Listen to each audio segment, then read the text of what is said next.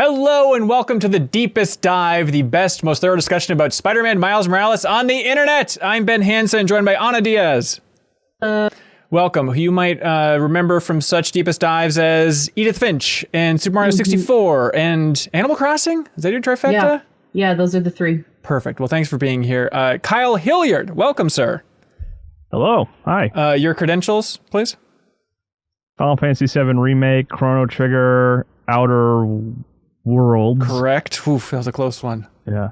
Well, perfect. Thanks for being here. And I guess, you know, back when we were at Game Informer, you went on the Spider-Man cover story trip and helped produce a lot of that coverage with Leo and Reiner back in the day and stuff. So you have some insight into Insomniac's development of the 2018 game, at least.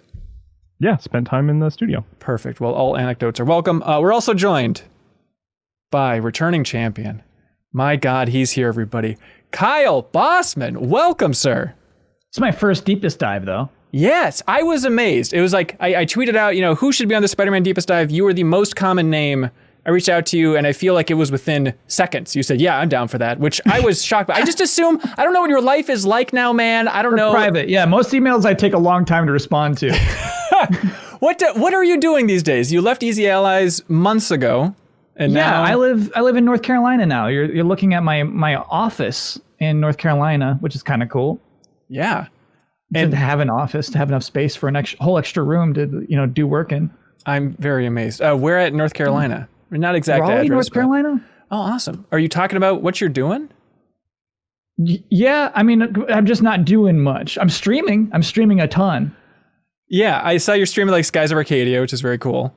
Yeah, so, you know, I'm like twitch.tv/Kyle Bossman is like it for me right now. I'm amazed by your commitment for streaming JRPGs, because I love JRPGs, I love old JRPGs, but when it comes to streaming, it's like, I don't trust myself being able to make that entertaining for hundreds and hundreds of battles. How do you do it? What's your secret? It's a lot of voices. You just read everything? You got to do a lot of voices. Yeah, you read everything. If you're streaming it, heck yeah. Ooh, okay, I'm channeling back to Skies of Arcadia. Is it a lot of just listening to, is it back off, Alpha Storm? Is that the line? Whoa, hell yeah. Thank you. That's ingrained in my brain from those hundreds and hundreds of battles back in the day. So you did Alpha Storm a lot. I guess so. It's not a great move. I know. I had to do it so many times to make up for the fact that it's not a powerful move in any way. Yeah. Let's see. Alpha Storm, yeah. We have somebody who's watching us live in the backstage past here on Patreon, BeatenDownBrian, fan of Easy Allies, fan of MinnMax, and he wanted me to convey a message to you, which is that you need to stream the game Pumpkin Jack, the platformer. Have you heard of Pumpkin Jack? I haven't. I've streamed Pumpkin Jack. What the hell is BeatenDownBrian talking about? Brian? I've streamed it. Check the archives, baby. Check the tape, BeatenDownBrian, you fool! Thank you for being here, Kyle. This will be fun. Absolutely, yeah. And also, we need to thank Sony for sending us codes for Spider-Man Miles Morales. We're going to be diving into those. Hold up, you all got codes? Oh, we're all loaded, man. You can't even imagine. You got codes for your whole team? Thank you, Sony. No, just a couple here and there, you know. It's okay, tricky. Well, just also for the record, I did not get a code. Yeah, so look, we can compare our tone about the game. We'll see how this goes. Also, I guess the PlayStation 5, it's confusing how much I need to acknowledge here, but I think you get the idea. So we're excited to dive into Spider-Man Miles Morales. I feel like the point of the Deepest Dive is to really celebrate what the developers at Insomniac have made here. It seems like there's a lot of hype for this game. Everyone's so excited about the launch of the PlayStation 5. Then it came out and I heard a lot of people say, that's good. Miles is cool. And just kind of moved on. But that's not what we're doing here. We are taking the deepest dive into this game. So we have collected on patreon.com/MinnMax with 2 N's, hundreds and hundreds of comments from the community talking about the game's first half. So this conversation here is covering and spoiling everything in the game up until, how would you describe this? The explosion of a new form reactor? Is that the very specific way to put it? I would Train call conversation. I mean, like, the Prowler reveal. I guess we don't have it until you like whisper. Yeah. It's a safe space. I would say that was the more important thing that happened. You're at right. That halfway point. You're right. Yes. Although hopefully you got the idea and you know where to stop and that wasn't fully spoiled for you and stuff. But you're right. Train conversation, Kyle, I think is a perfect way to put it there. So we're covering everything in the first half here. We have a lot of comments to get through. If you want to unlock the podcast version of this, instead of just watching it on YouTube, you can support us at the $5 tier. That way you unlock the podcast version of this, early access to the MinnMax show, access to the podcast version of Ana Diaz's show Refreshed, a lot of other bonus stuff in there, so please check that out if you think this video is going to be too long, which it probably will be. Also, you unlock all the other deepest dives if you do that. And just disclaimer out of the gate, we are going to get some things wrong.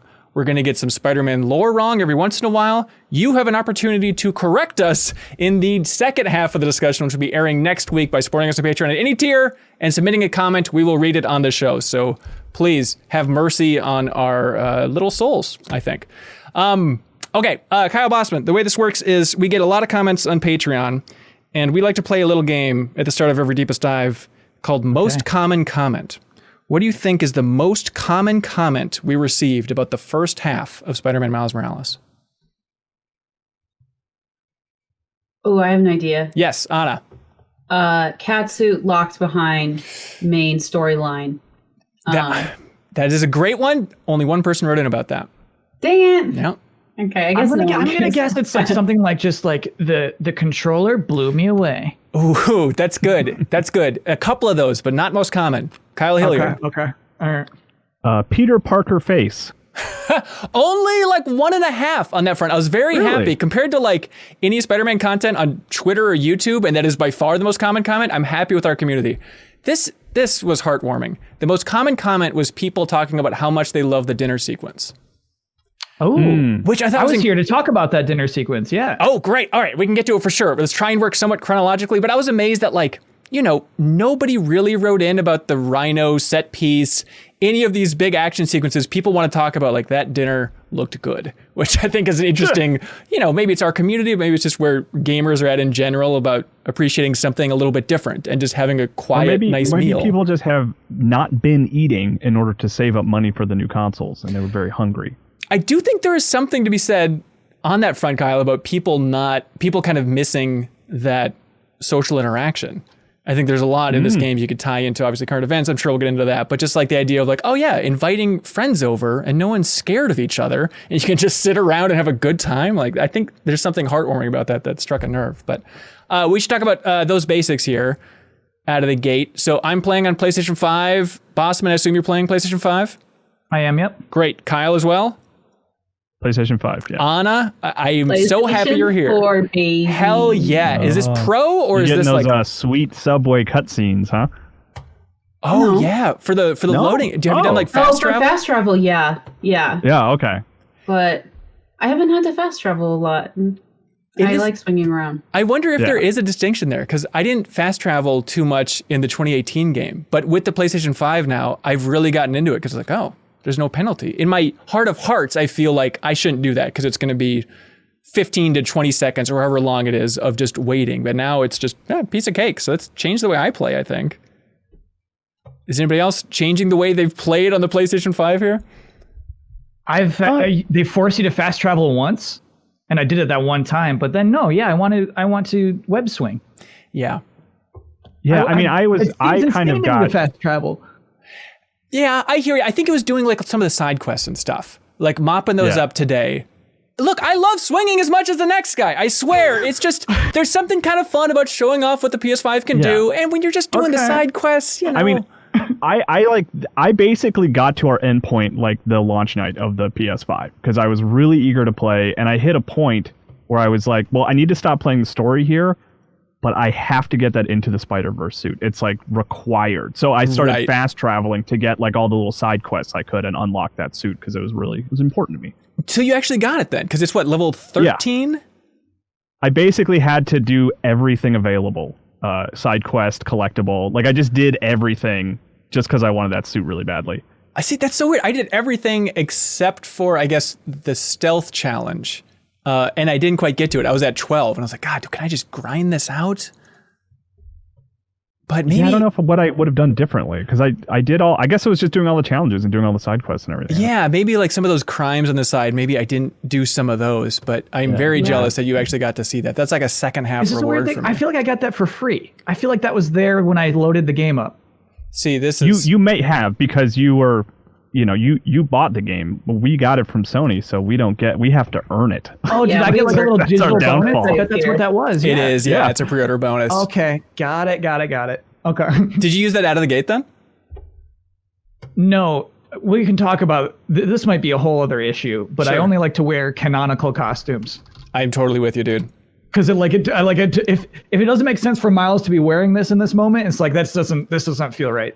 I am completely with you. Yeah. I mean, thank God you can get out of his ugly suit pretty quickly, but I tried to experiment with a couple other suits and it's like, I just have to stay standard because I don't like seeing this freak in the cutscenes. Like, in the 2018 game when you unlock like the spirit spider suit where he just looks like, just a demon from hell. It's like, who is doing this their first time through and ruining every dramatic cutscene in this game? It's a mess. But Philly Yeatsteak from the community here, he submitted a comment that is probably up your alley. He says, I'm a sucker for unlockable costumes in games, and I've found that the eyes are a really big deciding factor of whether or not I can equip a suit. They have to be expressive. Yeah. I go into photo mode to check if they move, and I love bigger eyes. The gift suit Peter gives Miles at the beginning would be perfect if it wasn't so hideous from the neck down. Is anybody else picky about suits like me, or share my specific requirements about the eyes? What has bad eyes is the strike suit. Ooh, which one's that? It's the like the armoristy suit. It's like red and yellow. It's got like big like fisty claws, and it's just like very angry, and it's just got tiny angry eyes. Ugh. It's no good. It's no fun. I'm with him on the eyes. I spend too much time thinking about like what's causing those to move. How expressive can they be? Do you think it's like a camera looking at his eyes and like mirroring the movements exactly, or how is that so expressive in that exact technological way? It's so ganky. do you know what, like you squint to like focus on things? I think the optics of like it's just automated in that if I want to focus in on a thing, I squint, and then so would my Spider-Man eye. Yeah. And I think the eyes are cameras, right? Because Genki sees from his perspective. That's true. It's like so I was making a joke, but it could really be Genki with like an old school behind the scenes remote control. Wait, so you think he's like it's a knob? It's Genki's knob. He controls the eyes. Please make me seem like a human being. Of the Spider-Man with the movable eyes. Somebody's done it makes that? noises too. It's so cool. Oh my God, that's incredible. And that's what they use as a knob. But like theoretically, it could be like not a fabric, but it's like actual cameras that are focusing, and Miles is looking at a screen. That's an interesting idea. So it's like actually like an iris and stuff? Kind of deal, yeah. I like that theory. Travis Manick writes in about suits. He says, I don't like using optional cosmetic suits while I'm playing through the story, but boy, did I hate the look of the Great Responsibility suit, the first one you get. It's baggy and bland and clearly wasn't meant for Miles. I know this is the intent and it's a catalyst for building his own suit later, but I could not wait to get out of it. Yeah, that thing was pretty ugly. That's one where Peter's like, hey, I got you a present. That's that one? Yeah, and they're like, wow, so cool. It's cool, just don't look below the neck and then it's great. But like, yeah, the butt and the spider on the back just looks like garbage. And so it bummed me out to have like these awesome moments like the bridge sequence and stuff, which we saw a cool looking version of in the trailers and preview videos. And then when we get to it, he's just like wearing these Spider-Man pajamas in it. It's like, okay, I guess that's fine. Timothy Pitts says, I changed into the Spider-Verse movie suit as soon as it was allowed, but quickly switched back to the default suit as the movie suit didn't seem to fit the tone and progression of Miles' story arc and personal growth of the character. I'm definitely going to use the movie suit in the end game. Yeah, I'm with you. I think I'm going to save that sucker until I'm doing some it's definitely just like a put on to like, go do fun stuff and then put the regular suit back on for when it's like, all right, time for story stuff. Mm-hmm. And then I just really wanted to see how the animation looked and like show it to my family because like we went and saw Spider-Verse like 4 times in theaters. Oh my God. If you guys remember going to the theaters. But like the thing that kind of surprised me is that animation style that you unlock when you unlock the suit, you can attribute that to any suit. It's like an equipable thing. So you can put on like his regular suit and you can have that animated on the 2s kind of look, which is kind of weird but cool. Like I wouldn't leave it on for the full game, but I liked that it exists, Yeah, I bet there's some weird matches with like the most extreme over the top suit and then equipping that limited frame rate to it. It's a cool idea. Yeah. Giovanni D'Amico writes in saying, I love the cartoony animated suit in PS4 Spider-Man and wore it exclusively during post-game trophy cleanup. I was surprised to see that Miles' animated suit, not the pre-order Spider-Verse one, but the other one, is unlockable so early. And I'm forcing myself to try on other suits as I go from mission to mission. It's such a cool feature, and it's interesting how the contrast makes the world even look more realistic. I plan to toss on the Spider-Verse frame skipping mod for post-game cleanup. Yeah, it was funny to I really liked that suit in the 2018 one, and then I unlocked it so early in this game, and I was like, I just want the Spider-Verse suit. Suddenly this cool looking suit is just garbage to me. I just want the much cooler one from the Spider-Verse. It makes me want the whole game to look like that, honestly. I would love a sort of lean into that cell shaded look kind of version of the game, Yeah, I'm surprised there's not a photo mode filter, at least to try and make some things in the background kind of look more like that. But anyways, Connor writes in with your thought, Anna, about how annoyed he is that the suit with the cat is locked until you beat the game. But I guess they gotta keep something hidden there. But Anna, I'm curious how this thing's running on PS4. Well, I messaged you a little bit about this. We were talking about this. I haven't had any issues running it. It's looked really, really pretty. Again, maybe it's one of those things that I don't notice until I see the better thing. Yeah. But so far, I haven't had issues with frame rates and whatnot. It's been a clean experience, and even the load times aren't that long. I don't know, 15 seconds. That's not nice. so bad. My PlayStation's holding up really well. I know, it's a weird thing where everybody wants to be really into the PlayStation 5. It's exciting to play this on a PlayStation 5, but realistically, it seems like a lot of people are like, it runs great on the PS4, everybody. Christopher Reardon and Tor Melkelvik both wrote in talking about it's running fantastically. It's rock solid on the PS4, which is awesome to hear. I'd love to see the snow effects in particular. There has to be something. I have a very particular question, actually. Yes, please. There's the part where it's you're just kind of punching some generators that I don't know. The bad guys were shutting down these generators, and you're basically going from room to room, stealthing, and then punching some generators to charge them up, and then you just zip out of a window, and you're out in the city suddenly. And I was like, oh. Was that also in the PS4 version, or was there a loading screen in between that? No, there wasn't a loading screen. You immediately just hop right out back in the city and you're there. That was so cool to me. Yeah, I've noticed that as Anna, well. Are you on a standard PS4 or a Pro? No, I'm on I'm not a Pro. Okay. But it's amateur. Yeah, but I will say it is a newer PlayStation 4, so it's not it hasn't had the wear and tear of years and years of play.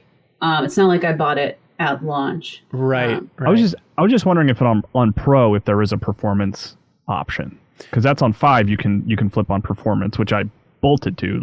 I always go performance when I have the option, but I was curious if Pro had it as well, or if that's a PS5. Yeah, I would imagine it had something like that. But yeah, we had somebody write in to ask if we're going performance or fidelity. Performance. Bossman, where are you at on this one? I spent a lot of time in both. Oh, okay. Because the other one is the only one with ray tracing, and I had to see what it's like, see my reflection in windows and things. But then ultimately, I've landed on performance, which I'm not that kind of guy typically. But all I can say is just it feels really nice. It just when you were moving the camera around, is this is almost real life. Yeah. This is almost like real life Spider-Man. How was the ray tracing? Was it just hey, cool reflections, moving on? Yeah, I'm just I'm not the right person to ask. Just there's somebody who's just the way the light bounces off of these walls and back onto his face is spectacular. I can't be there for you for that. Right. I don't know. I don't know the benefit. One thing that kind of bummed me out was if you switch, and correct me if I'm wrong, Kyle Bossman, I'm going to say your name a lot because it's weird to say your own name to somebody else. Yeah. Does it kicks you out of the game, right? It's there's your quick save, so it comes right back, right? But you do it is less than 2 seconds, honestly, though. Okay. It loads back in super fast. Demon Souls, you can just do it anytime. Period. Oh, interesting. It doesn't take you out of the game at all. Check it out. Yeah. I would prefer that, obviously. Save, which I would like. I tweeted about it. I was like, I would love a mode where it's gameplay does performance, but then when you go to cutscene, then it does fidelity, you know? Yeah. And someone said that apparently if you're playing in performance, when you go into photo mode, apparently it automatically switches to fidelity mode. So like if you want to just like take a screenshot, like it will turn on ray tracing for you, you know, for example, automatically, which is pretty cool. That's interesting because I did notice photo mode chugs. Like it's awesome, but it was bogging down there. And it's like, well, I guess that's the price we have to pay for having so many features here in the photo mode. Let's see. Somebody wrote in about the photo mode. More Boxist wrote in saying, this photo mode feels next gen. The ability to add light sources is going to completely change video game photography. Also, I'm loving the clothes on top of the spider costume options we have. Yeah, that I read this and I completely missed it. I had to go back into that game. It is insane. Now you can just add light sources and move them around and change the color temperature. Have you ever seen that in a game before? Is this the first time? I mean, Tsushima had where you could change the weather. Right. On the There's fly. no doubt about that. And you can make it the weird living photo and all that stuff. But the idea of actually adding lighting and getting to move it that specifically is awesome. But I'm curious if it's in the PS4 version. Anna, did you get a chance to check that out at all? Do you know? Yeah. So there's definitely like I could turn on like the selfie flash. Cool. I don't know if I could like move the lights. It was in like you had to hit square to get to the other part of the menu and stuff. But anyways, people can correct us in the comments if it's there and stuff. But it's a really really there's cool definitely idea. a photo mode there, but I don't know if it has like the specific feature of like the lights and stuff. But on that note too, like I've been seeing incredible music video remakes using the photo mode, and like I don't know if y'all have seen these like you know, circulating on Twitter, but I've seen like the best sort of like fan edits. It's both of just like general gameplay footage, but then also footage they've taken from the photo mode. And they honestly, they look like incredibly high quality music videos. Like I was getting giddy watching them. Maybe I'll send a link to the Discord after this, to the MinnMax Discord, but they were incredible. I would imagine they're better than the Jaden Smith music video that PlayStation released today for the song in the game, which I was curious to see how they handle it. And it's just him kind of looking a little too cool on a roof just singing. It wasn't the best. But we can talk about that sequence later. Tom Blackburn submits a comment to Patreon saying, this game convinced me that the DualSense haptics are necessary for all games going forward. And it happened as soon as I could feel the subway noises of traveling between slightly imperfect track section parts. I'm not a dang train conductor. I don't know what the choo-choo parts are called. That's a good point, Tom. You aren't one. DualSense haptics. Has anything stood out specifically for folks here? You know what? I wasn't feeling it till the Rhino was stomping by. Then I was like, okay, this is chunky. Like for me, like, you know, Astrobot's this whole other thing. And then for the most part, this game's kind of just been like, oh, okay, level, you know, it's basically it's the best you're getting out of this game. But yeah, when the Rhino was stomping, I felt some impact there. Yeah, that's a good one. Yeah, it's so tough going from Astrobot, which is just, you know, a Michael Bay movie in terms of haptics, and then going to Spider-Man, it's like, okay, I can feel it. Even like the triggers, it's like, okay, in the swinging, I can feel how it's changing a little bit, but I think it's a more realistic representation of what this thing is going to be like going forward, where if you really think about it, you can notice it. Yeah, I don't know, like I don't know if I necessarily see it as a huge positive boost, because it like the pulling the trigger, it kind of stops you at a certain point and you have to like push through to like do the full swing. And I don't love it. It's almost like a distraction for me from swinging. But then there are instances, we'll get into this more on the MinnMax show proper, but like the Pathless, which is another PlayStation 5 game, I think actually makes the game like easier to play, because it actually functions in part of like gameplay of alerting you when to let go of the trigger and stuff like that. But in Spider-Man, I could take it or leave it. Yeah. Honestly. Strange Sloth submits a comment on Patreon saying, I was listening to a podcast, so I had the game with subtitles on and no sound. While I was playing a mission, side mission that involved electricity, I was impressed that the feeling of crackling of the electricity was pulsing through the controller. And then I thought, what a great accessibility feature for deaf gamers. That's interesting. Yeah, that's a good point. Yeah, the electricity thing. I guess I should pay more attention to that. I bet if you run by something, maybe it would sense there. It makes me feel like I lack finger sensitivity. I think you might. We've all been like thinking it for a while. people are feeling things that I'm not feeling.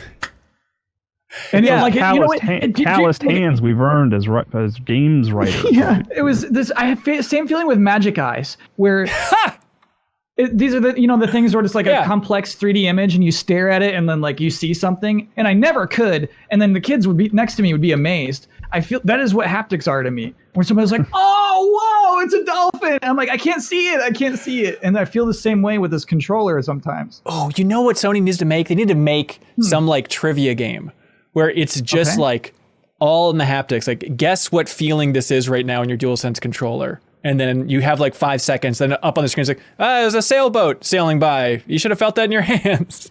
Something. What about I know game design like, or something like that. They could simulate like metal balls inside the controller, and you could guess like how many. Honestly, are inside just the controller. do it, man. That's good gaming right there.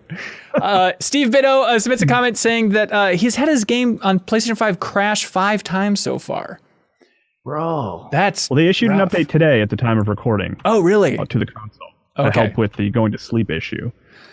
Yeah, I didn't Maybe that'll help. have that issue, but apparently people had their system had to reset in a big bad way every time they put it on standby for, it seemed like Spider-Man Remastered specifically, but has anybody had a big issue technically so far?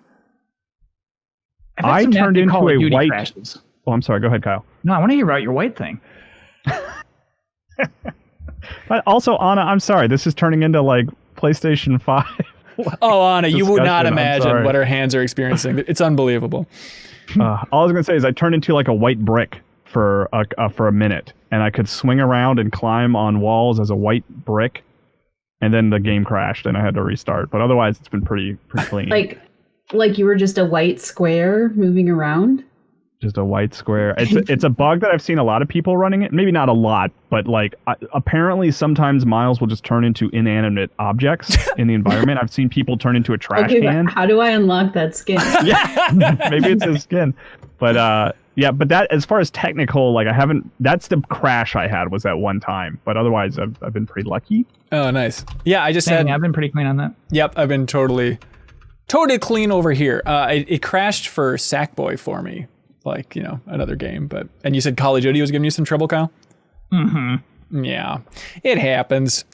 Spencer Botine submits a comment saying, I'm loving Miles Morales compared to my lukewarm thoughts on Spider-Man.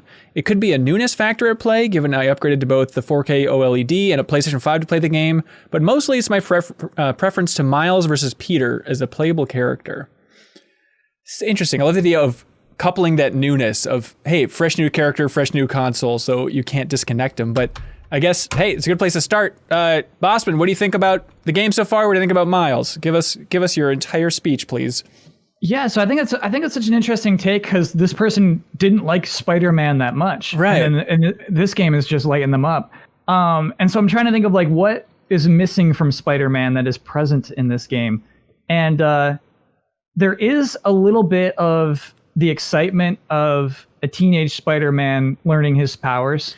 The instant I was on board, the instant where I was like, yeah, this is a Spider-Man game, it's pretty early. I mean, it's during the Rhino sequence in the mall, which is really intense and exciting. But you're riding Rhino, and then there's a mother pushing a baby in a stroller.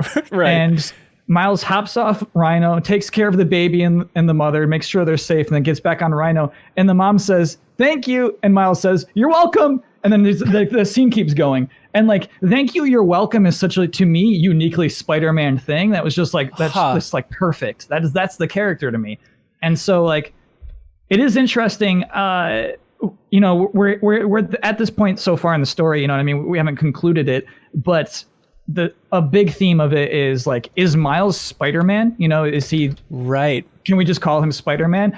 And often as I'm playing it, I'm just calling him Spidey. You know what I mean? Like, it's kind of fun in that he absolutely is Spider-Man. And, the title and the role is like more important than the character of like this individual person being Spider-Man at all. And so, yeah, I can totally get like you preferring this game over that one. I get the perspective. That's interesting. Yeah, Aiden submits a comment here that's totally with you, saying, I really appreciate that Miles is referred to simply as Spider-Man. There's no qualification from the game that he's got some alternate title or anything like that. He's just Spider-Man. New York's only Spider-Man, as the game puts it, for the duration of the game. The subtitles list him that way as well. It is nice, and it is fun to hear everybody on the street have that little beat of like, thanks, new Spider-Man. Everybody just goes along with it. It's not, Spider-Boy. It's not some alternate thing. It's just lock it in. This is a new Spider-Man here. But Anna, what do you think about Miles so far? I mean, it's interesting because I think I'm in a similar boat to that caller. I spent a little bit of time with the first Spider-Man, and it's not like I disliked it. It was more like a timing, situation. But this one has just like absolutely pulled me and sucked me in. And I think, part of it is just, like, again, timing. It's a good time for me to play. But then also I think like Miles as a character is so endearing, and like Miles as a character like holds like cultural importance that's also like larger than him. Like I think something about playing this that's like really pulled me into this game is like this is the first game where there's been like a main character who like regularly like code switches between like English and Spanish. Sorry, I'm like running out of breath here. And that's really cool. And like something that's really, like personally meaningful for me about Miles as a character is like my teenage brother was like calling me, is like, oh, it's so cool. Like Miles like speaks Spanish. And like my brother, he's like 16 and like he's been sort of like, so many kids are like taught like, oh, you should fit in, blah, blah, blah. You're a teenager. It's like really hard to like not fit the norm in any way. And so to see someone who's like as confident as Miles and like so like sweet and kind and smart and like such a good role. He's like a good boy. He's just a little good boy. Yeah. It's like, okay, I want to spend time with him, And so I'm just like, I absolutely love it. And then that coupled with, incredible gameplay, like really fun, like that we know from the Spider-Man games. It's just like really hitting a sweet spot for me right now. Yeah. Eric E. Maldonado submitted a comment on Patreon saying, I had never really heard a character casually speak Spanish like that in an English-speaking game. And I got a little emotional because it reminded me so much of hearing my mom gossip on the phone when I was a kid. It's such a weird callback, but I totally get. We had a couple people write in talking about how much they love the Spanish and like, oh, they seem to get it right, at least from our point of view and stuff. Christian Garcia here is one. He says, I'm loving the game so far. As a person who was born and raised in Puerto Rico and who has lived in the New York metro area, I can confirm that the culture and language is pretty authentic to what I've experienced so far. That said, here comes Christian coming in with the negativity. Here's the butt. That said, I feel like Miles's voice is so incongruent to his character model. He sounds like a child, oftentimes speaking nasally and almost whiny. This juxtaposed to his actual age seems off to me. I believe he sounds older in Into the Spider-Verse while simultaneously looking much younger, and that was a better fit in my opinion. Do you guys agree? Overall, it's a tiny nitpick, and I'm really enjoying the game. Okay, well, this is an interesting point because this is something that I was thinking about while playing the game is this general, like, inconsistencies in the character. Yeah. Like, he's learning to become Spider-Man, but then, like, and there are some moments where he's sort of bumbling, but, like, he's really, like, not having serious issues with, getting into his role. And like, even though like he's going through these trainings, like because of how the game works, like he's pretty much a great, he's great at combat. He's great at moving around. Like he can do all these things from the get-go. And so I was asking myself like, wait, what stage is he in? And there do seem to be like these inconsistencies with like, and that's just like another example of that, I think. With the voice? Yeah, maybe. Yeah. So I think where he's at is like, okay, he's done a little bit of training. I think the DLC for Spider-Man 2018 was like building up his training a little bit. But yeah, it's still early on where he's still nervous about swinging, but he's still got the basics down. But the voice thing Christian wrote in about, it really stood out to me too, especially with them redoing Peter Parker's face where he looks so much younger now. And Miles always seems so old, but his voice always has, I like the actor, I like the performance. It always has such a similar kind of optimistic, like, gee whiz kind of tone, like this uplift at the end of every line that it does start to feel weird compared to how old his character model looks. Yeah, I don't know. I guess I'm almost on the opposite side of that. Like it is hard to separate from Spider-Verse because that was my first like introduction to Miles and it's perfect. Like it's so good. But so it is jarring to hear him be different. But like the way he's animated, not so much in combat, but in swinging, certainly there's a little bit of awkward sloppiness to him occasionally, which I absolutely adore. Like I love that so much. And then his voice being kind of lower pitched makes it feel like, whether this is intentional or not, like that he's just kind of on the cusp of puberty, like he's kind of a late bloomer, and being sort of awkward while swinging. Like it all works together, Yeah, that's a good point. Yeah, but I totally see like the other perspectives too, and I think we should at least talk a little bit about Spider-Man's face, because like I like the way it looks. I don't mind that they recast it. It's kind of like someone in a sitcom getting recast or something like that. Yeah. But the one like bummer thing about it is he does look like he's the same age as Miles. Right. To me, like he almost looks like they could be friends, and I did think he worked better as somewhat aged Spider-Man, like a little bit older, like late 20s. Like he was late 20s, maybe 30 to me in Spider-Man 1, and now he's like 23 or something, or 22. Like I don't know. They made him too young, it feels. Yeah, you'd think like, how being the president really ages you. You think like being Spider-Man, it would age the hell out of you. And he's what, like 27 or whatever, I think in the 2018 game. He should just look like a wreck. Just Nick Nolte out there swinging around at this point. Think about how much he's had to do. Think about like all he went through in the last game, and he comes out looking younger and fresher after all that. So I guess in defense of the voice not matching the face too well, is it does at least seem like intentional. You do hear Miles like try to throw on a deeper voice from time to time. Yeah. Not just when he's trying to disguise himself from people he knows, but like when he's trying to be tougher. He's aware that his voice is not as like he look, hey, it's no problem, we're happy to help. Right. Like he'll definitely throw it on a little deeper. And so yeah, I do think there's intent there. I do think it is almost this thing of, man, it's so weird being a teenager. And sometimes, you like grow taller than you're ready to be. So for sure, I can absolutely get that. Yeah. And maybe part of it too is like, the spider bit him, superhuman powers, and so like his body looks older than he is. That could be But I mean, he looked that way before that spider bit him in the last game, though. It'd be cool if he was like, wow, and like aged rapidly as the spider was biting him last time around. Andrew Burns submits a comment on Patreon saying, when I played Spider-Man in 2018, I was really interested in learning more about Insomniac's take on the beloved character that I've known my whole life. With Miles Morales, I'm engaged in learning about what is for me a mostly new character and the people and relationships in his life. It's a totally different vibe, and I'm absolutely loving it. It is amazing how quickly Miles Morales has become just, if you're a dork, even if you're not a dork, you should just know this character. He is now just a pop culture character. And he's from 2011 for his debut, and obviously Spider-Verse is a huge part of this. But I think just Marvel has done a really good job of introducing him to be just new canon. This is just a character that you expect when you're talking about Marvel at this point. Well, and I think it goes to show, like, there are so many sequels that keep trying to do, like, bigger is better, do more, etc. But maybe what it takes to revive a franchise is just, like, a new, like, beloved character, As the protagonist. Because, like, spin on Miles has brought back Spider-Man in a really big way and has, brought Spider-Man to new people, too. Yeah, with Spider-Verse, you mean? Yeah. Yeah. Yeah, I mean, it did open so many people, and it's so tough to talk about this game without just constantly comparing it to Spider-Verse and the lessons they took from Spider-Verse. But even the timing is crazy, because it's like Spider-Verse came out a couple months after the Insomniac game launched, I believe is the timeline.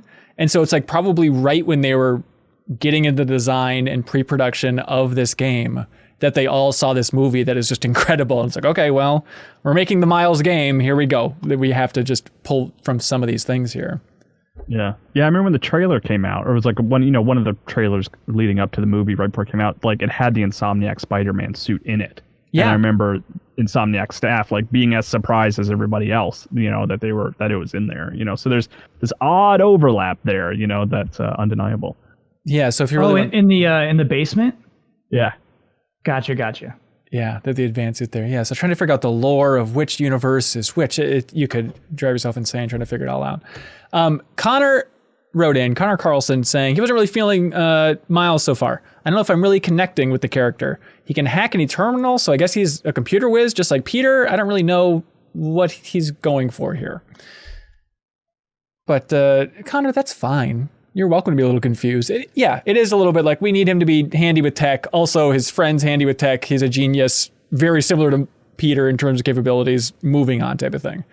Yeah, and then also he's friends with everybody who's smart in all of New York, apparently. Just rope it all in. And also a close personal friend will become a villain at some point. Right. Well, he's a Spider-Man. I mean, it's granted. I thought it was sweet, like that opening shot of him like coming out of the subway, putting the headphones on, blasting the music, and he does like, it feels like it should be in a 50s musical or something, but just doing that full spin around, looking at his cities, smiling. I think we should all do that more in our real lives, just to appreciate where we are every once in a while. Walk around in a city? What a novel idea. Yeah, and just like be happy, I think. Like little just hang Miles out with is. crowds of people. Yeah, you get the idea. It seems good. So I kind of like, there's something to the comment though, in that I guess like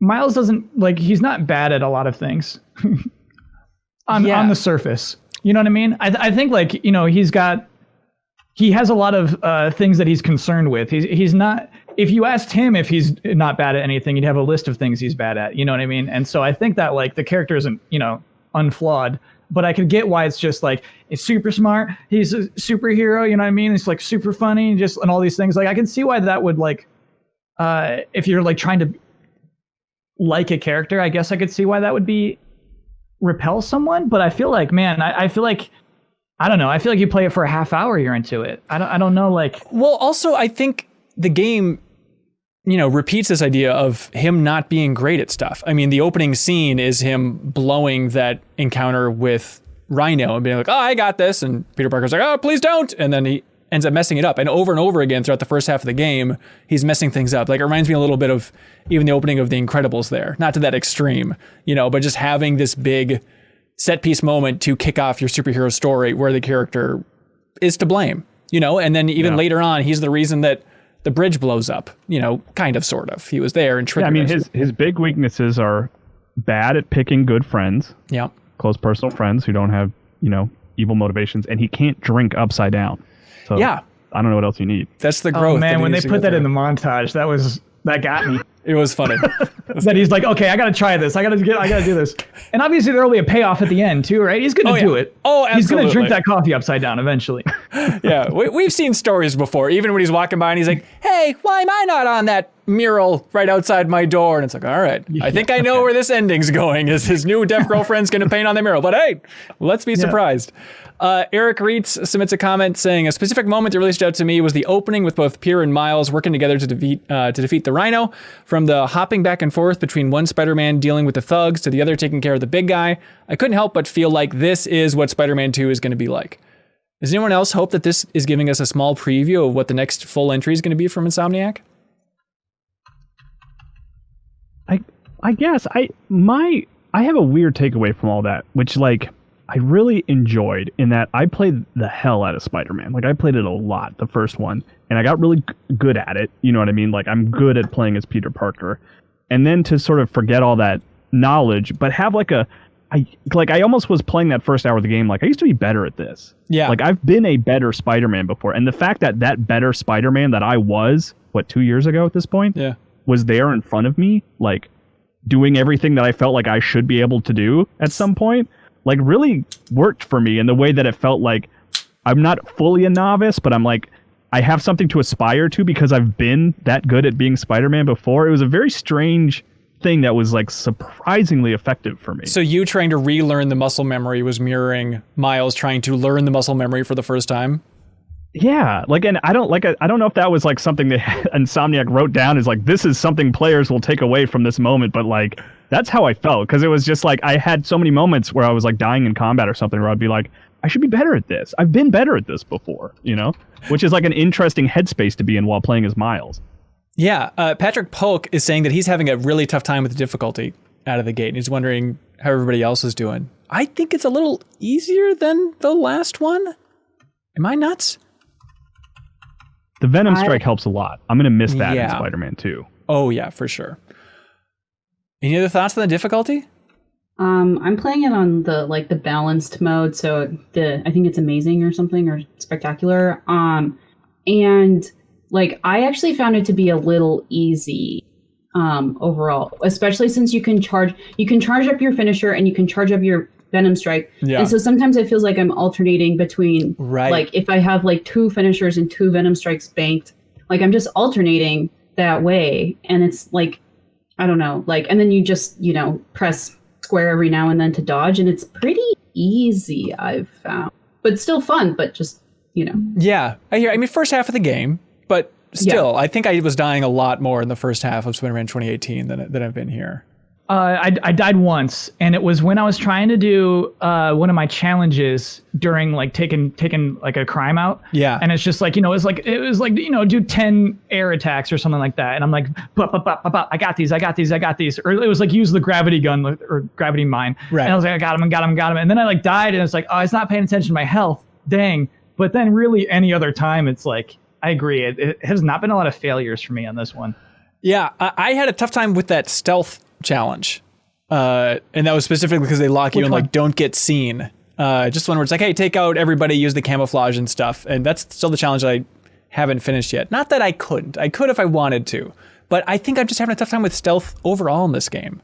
Of not really getting in the hang of it. Like, are you guys understanding exactly when you can take people out, or are you using the camouflage as much as possible? Definitely hit R3 a lot. Yeah, just keep spamming that. Then it's like safe, unsafe. Yeah, just click that out as much as you want. But those challenges are worth doing because they actually they give you strong benefits. You get a perk that's actually super useful for the next time you have to be in stealth mode.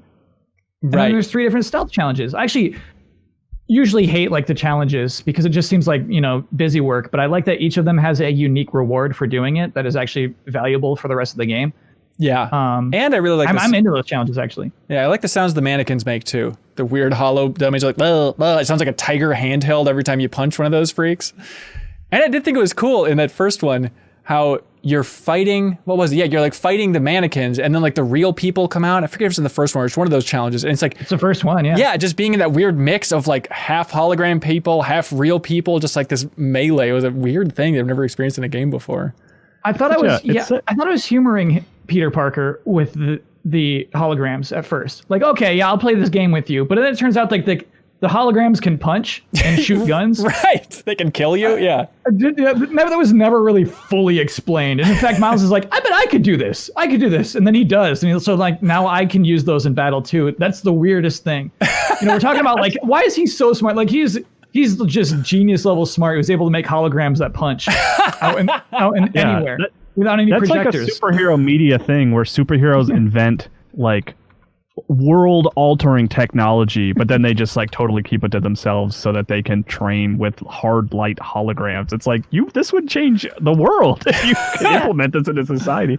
Is it wrong for Peter to keep his webbing technology to himself? Yes. Think of all the good it would do around the world if like just everybody had webbing. Think of how many pipes they could repair. There is a comic thread, like there is a universe where Peter does become a CEO of a major tech corporation, and then like patents a lot of his inventions and stuff like that, but he loses it all, as you can imagine, and has to go back to Spider-Man work because that's more profitable, I guess. I don't know the work his way from the bottom, there, but they did at least explore it in one comic that he was like, oh yeah, I've invented this incredible technology that could change everything. I mean, this kind of ties into the big theme of the game of the new energy source. Roxxon, Simon Krieger, just Troy Baker. Basically, Troy Baker is Topher Grace, I guess, if you had to describe what's going on with Simon Krieger. What do you all think about the big storyline here that they're setting up? Okay, here's one thing. Yeah. One thing I would like to say is that I thought that they would really, just draw out these reveals. And so for Tinkerer to be Finn revealed in that first scene that you would confront her, great. I was like, it was a relief. Yes. And then same later for his Uncle Aaron. It's like, oh, thank you for not making this the whole thing you wait until the end of the game for. I definitely appreciate that. And so when you ask me, like, where do we think this story is going, is like, I don't know. The CEO's got to like digivolve. Like that guy's going to become. Yeah. Like he's going to become like some other supervillain, right? We're kind of like out of villains. So like that guy's something's happening with him. Or he's going to like, just right now, epiphany. He's going to pull out like Rick, who we think died in that reactor, but we didn't really see it. I don't believe. You're right. No, he just kind of like turned into particles. Really quick. So he's going to be like, okay, now you fight the greatest enemy of all. Go, Rick Monster. And it's like this weird electrified electricity. It's overplayed already. So maybe not electric, but something like that. There already is an electric villain that you fought. I know. And also you're like an electric protagonist. So maybe just like, I'm a Roxxon new form energy monster. And then but different from the last game. We're unique. Completely different. But I am totally with you. I was praying about just like, please game, get past this quickly. Because the idea of setting up the big mystery for this game to be just complete layups of like, okay, Finn's a Tinkerer, Aaron's a Prowler. We already know that going in. I was just praying to get past this. And I was so happy that they did. But then you realize like, okay, I'm into this game. I'm really enjoying it. The larger storyline of the energy source that, can be used for so many things if it can be contained. Who's into these new energy storylines in media? They are all over the place. So many superhero movies, so many games are about, this new form of energy, if we can just contain this. Who gives a shit? It's happening over and over again. I asked Twitter for a list. Here's just a quick list. First of all, the Avengers game from this year was about containing new energy. We got this under control. Oh, it totally is, yeah. Technically, the Spider-Man game on PlayStation 1 has a energy-focused storyline. Kyle, this deep cut from the community. Cars 2, of course, has that plot line. Obviously, there's Avatar, the biggie, Unobtainium. Spider-Man 2, technically Doc Ock with the arms is like controlling, the reactor in a different way. Dark Knight Rises, Superman Returns, Iron Man. People brought up Black Panther maybe as well, but it's just like this recurring thing in superhero media thinking that we really care about energy sources. And I think it's telling that not a single person wrote in about Simon Krieger or Roxxon or the larger plot in any way, but everybody's still loving the game. I mean, I think it's a visual choice, ultimately. You can make it look cool and you can blow it up at the end, right? So just to have some flammable big thing, combustible substance. Is that it? And that's why it's dominating? It's like that or robotics, It's like, what do you got to pick one or the other? Right, yeah. And I mean, Avengers Superman in the game, Returns, you included in your list, but that's more about real estate, right? He's just trying to build new land so he can sell it. Yeah, you're right. Yeah. Wait a minute. Is that what Superman Returns is about? Yeah, it's a big real estate He's trying story. to grow new land. Yeah. So Superman has to come in to stop somebody from getting too much real estate? Yeah. All right. Yeah, well, I mean, it's really, the problem is it's like a big continent in the middle of the ocean and it's made out of kryptonite, which I don't know what Lex Luthor was thinking. First of all, why was he Kevin Spacey? That seems like a bad choice. Second of all, what's he gonna, like, in hindsight, sure. Who's gonna like build a house on kryptonite? Is he gonna like put sod over the top of the kryptonite? How's that gonna work? Kneel before sod? We can do that for every Kevin Spacey role now. What's that, Anna? What'd you say, Anna? Oh, that you can just grow chia plants all over, or chia pets I think that's all the way over. that works. You Yeah. sprinkle your chia seeds in your chia goop, and you just grow it all over kryptonite. It ultimately is just background to interesting character interactions. You Right. know what I mean? It's more than anything else. It's like, oh, Miles has an interesting relationship with Finn. Miles has an interesting relationship with Aaron. Like that is the part that's front and center, which is smart. Like that's the part that's important, and that's the part that I'm enjoying. And I think that like mirroring of look what honesty about these hidden roles resulted in for your family in the split between Aaron and your father. Don't take that as a lesson for Finn. You got to choose a different path. I think that's a really interesting dynamic that they're playing with there. And I totally agree that is the important thing. I just wish the larger story was more compelling. Where I think back to even like 2018, like, the bigger story, Devil's Breath and stuff, I really like the character of Doc Ock in that game, so that compelled me in a big way. But even I was really compelled early on trying to figure out what happened in the relationship between MJ and Peter Parker in this new universe. I remember that being a strangely compelling thing. It's just like, I want to fill in these holes. Like, what happened between them? Are they pleased with each other? Do they hate each other? Why'd they fall apart? I think that was a really interesting dynamic. And you kind of have some of that, I guess, with Finn about filling in the backstory here. Your question was, are they pleased with each other? Look, I'm just winging it. Hold on, are they pleased with each other? I can't watch, cute romantic films with anybody because I just keep screaming at the screen. Are they pleased with each other right now? Just like voraciously reading all the character bios, but are they pleased? Thank you for calling me out on that, Bossman. See, everybody else is too polite. You understand that as a host, sometimes you say things and you don't know what you're saying. Yeah, precisely, yeah. Thank you. Hey, how about that J. Jonah Jameson, everybody? What a wild character. He looks like Santa. Is that a comment? Is this what we just went over, the hosting being difficult thing? Is that... No, that's just my own comment. I thought it was interesting that like last time around, people were like, oh, he's like Alex Jones with his radio show. And then this time around, right out of the gate, he's like calling Spider-Man a low energy menace and stuff. And it's like, okay, they're just going for a little more Trump. He's got his assistant named Jared that he's always screaming at, like just trying to steer directly into that. It's an interesting take. But hey, here's a comment for you, Bossman. You ready for this? Yeah, I'm ready. Joe Halaska submits a comment on Patreon saying, I loved Miles's apartment, which is just incredibly well made. Looking around, I noticed some fun little development quirks like 3 open boxes of Bacon Snaps cereal in the kitchen and at least 10 copies of a book called Terrific Cheeses on the bookshelves. Curiously, there are several clocks throughout the different rooms, none of which appear to be set to the same time. Whoa. Great. Also, okay, the thing that I could not stop thinking about Miles's room is that he's just sleeping on the floor for 3 weeks. Like, they could not get him a better setup. Like, it's so sad. I was like a really thin sleeping bag, yeah. yeah. He's like, wow, what a perfect house guest. Like, he's not going to complain about it. I like the idea, yeah. Couch. Maybe he webs him up a hammock every night. You know, gross. You don't want to sleep in your friend's web? It's terrifying. Yeah, you think you can make all this tech? You could get like a better bed, you'd think. And a hollow bed. Yeah. I wonder a lot about that though. Like, so I think there are separate teams who like create some resources, like the books. You know what I mean? Like right. some team Probably made those books for you. It's not, some of that can be outsourced. But then some of the things were just so specific to Miles the character and Miles's family. Yeah, and so weird. I mean, like, so his grandmother lived there and like moved out, and we've moved in, and none of that really had to be a part of the plot, and we just kind of like rolled with it because of how like he like caught us up really quickly. But I kind of like that. That's like the history behind this apartment that you get to walk through. It makes sense to try to pick up on the details, like the clocks being wrong times and things like that. Like there was a lot to see. And I love that part of the game because of, it seems like if you look at the criticisms for Spider-Man, from 2 years ago, it's a lot of like, oh man, I hated those Mary Jane missions. I hated the Miles missions. Like, what am I doing? Just walking around.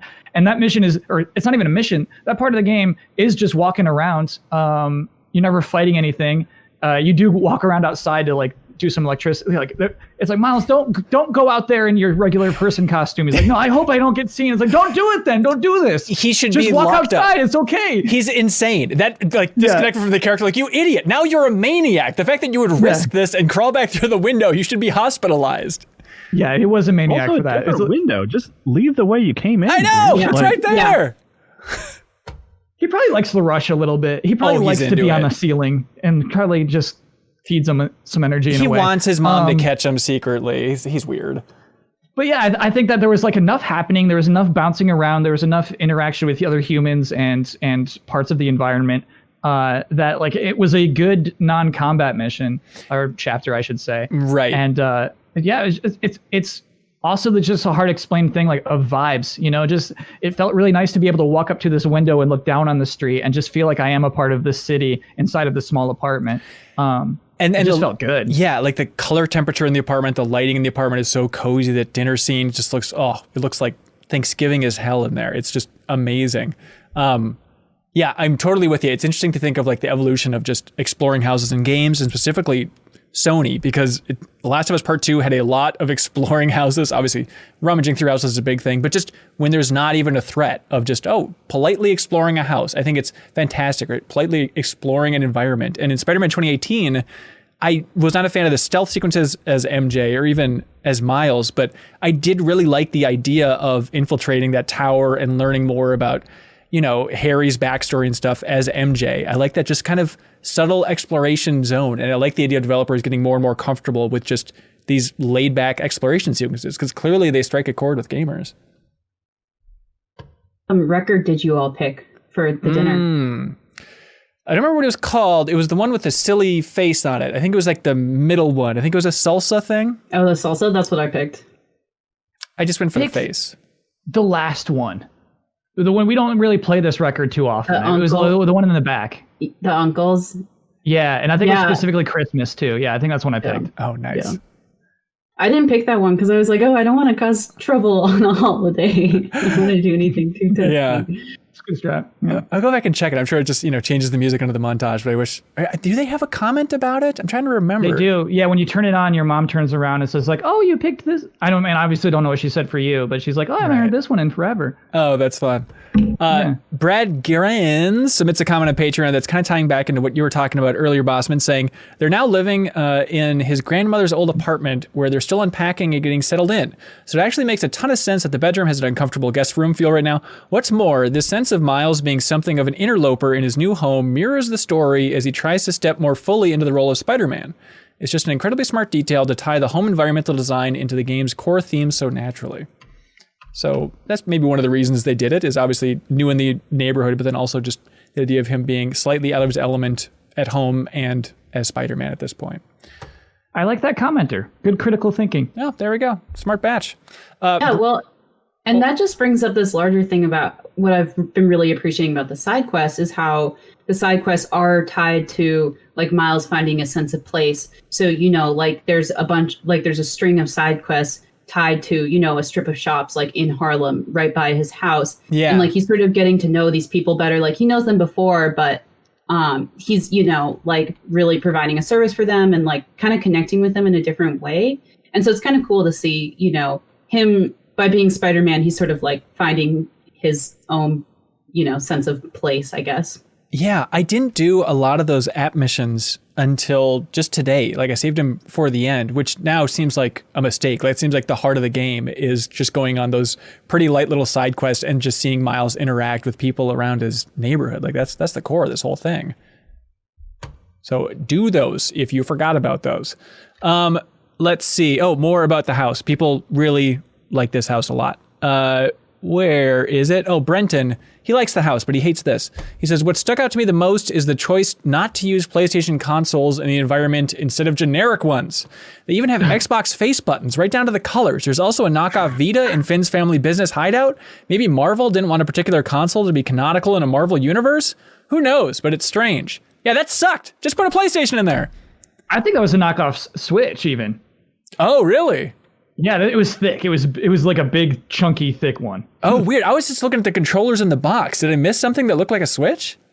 Yeah, so in the old shop, there's a little cubby that's got a blanket lying down. And so there's clearly somebody who's been sleeping in that cubby and they've got a Switch in there. Oh, weird. Don't you find it distracting though when it's fully modeled PlayStations and a PlayStation game? In Last of Us. I love that in Last of Us.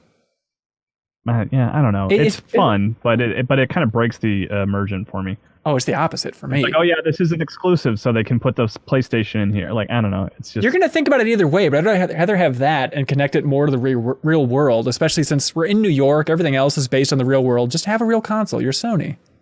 But then it's I'm sorry that this is how you're going to find out, Hanson, but that game does not take place in the real world. It's pretty gosh darn close. I've been to New York a couple times. That's 1 for 1 in my mind.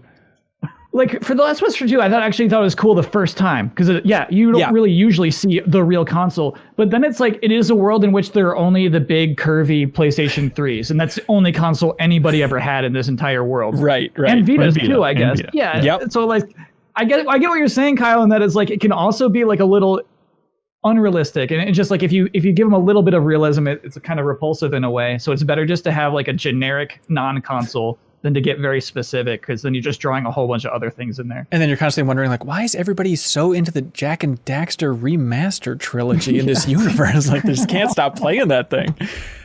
Edgar Vasquez writes in and says, hey, all you men, says with 2 N's. Thank you, Edgar. Says, Insomniac's amazing animations continue in this game, but by far the best animation of the game is the way the food actually moved while Miles's mother cooked it in the pan. After that, I knew I was in for a spectacular, nay, an ultimate ride. Thank you, Edgar. People really like that food. Yardarista writes in saying, the dinner scene brought back memories of a big Mexican family-style Christmas Eve dinner, ceramic tortilla warmers included. Mitch Thompson submits a comment saying, I really love the relationship that Miles has with his mother. It's so authentic. His mother's a really interesting character too, and I'm excited to get to see how her story develops. I hope nothing happens to her. Why does that sound so ominous? Yeah, Mitch, you lost us at the end there, man. Leave her alone. Well, she breaks Mitch. her arm. We know that, right? There's something weird where I guess we can spoil Spider-Man 2018 in this, but I feel like characters are safer in this story. And I don't know if it's because of the fact that it's kind of a little bit of a side story, so they don't want to kill off any characters that are too major, but I feel like his mom is pretty safe, when maybe I shouldn't feel that way. But do you all feel like she's going to be kidnapped later on? This is going to be a big thing? Maybe kidnapped, but I don't think her mortality is in question. But there are some pretty big characters in the first game whose mortality was not in question when I started the game. That was by the end. Right. So, no, we won't spoil that. But and I guess if she's... Oh, go ahead, Anna.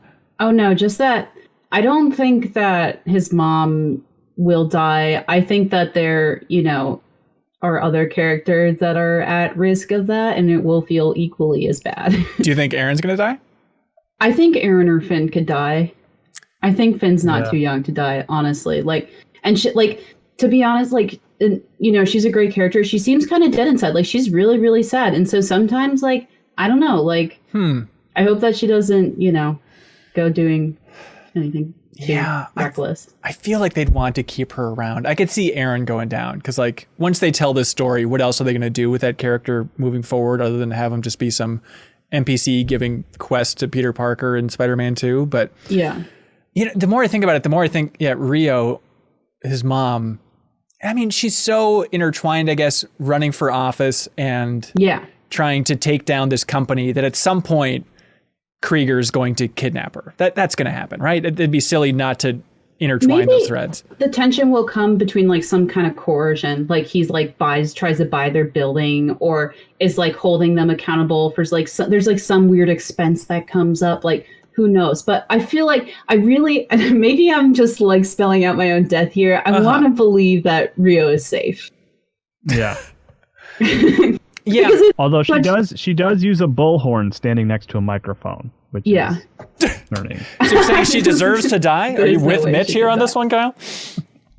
You're out of your mind. So you cut off, so I didn't hear your joke. It was amazing. Everybody in the Backstage Pass is losing it. Oh, could you say it again then? No way, I cannot. It's not good. Lukey Ledoux writes in and says, one thing I'm really enjoying about this game is that you're doing a lot more friendly neighborhood stuff. TM, he puts it. In an age of superheroes saving the world 3 to 4 times a year, it's refreshing to bring things back to street level.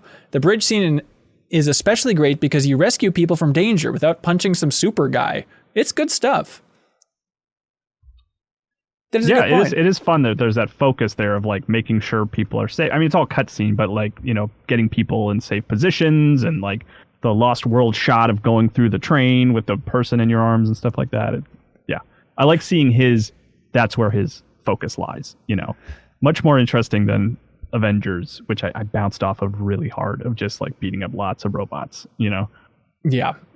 Yarrow submits a comment saying the standout thing with the DualSense for me, getting back to that, was during the fight between Roxxon and the Underground on the bridge. The Underground begins firing at Roxxon. You can feel an accurate plinking in the controller when the bullets hit the shields. I thought it was such a cool moment, and it really added to the intense essence of the action scene.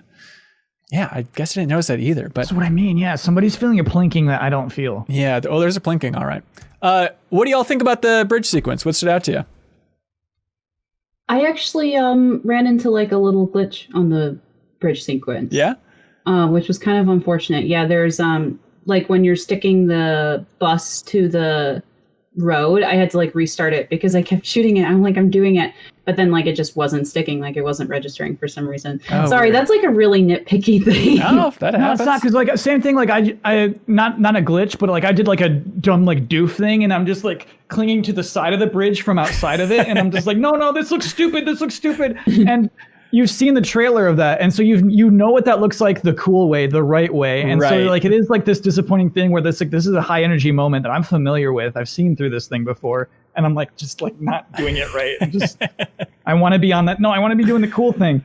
I get that for sure. Yeah, even I think this was almost intentional, but not to jump fully ahead, but it reminded me of it, of just when you're going in the reactor and you're kind of losing sense of what part of the vent you're going through and which wall you're on, where it's I think this is cool, but I don't know if I'm doing it right. I'm twirling around a little bit too much and I'm just stuck on, I guess, the wall or the ceiling. It's confusing.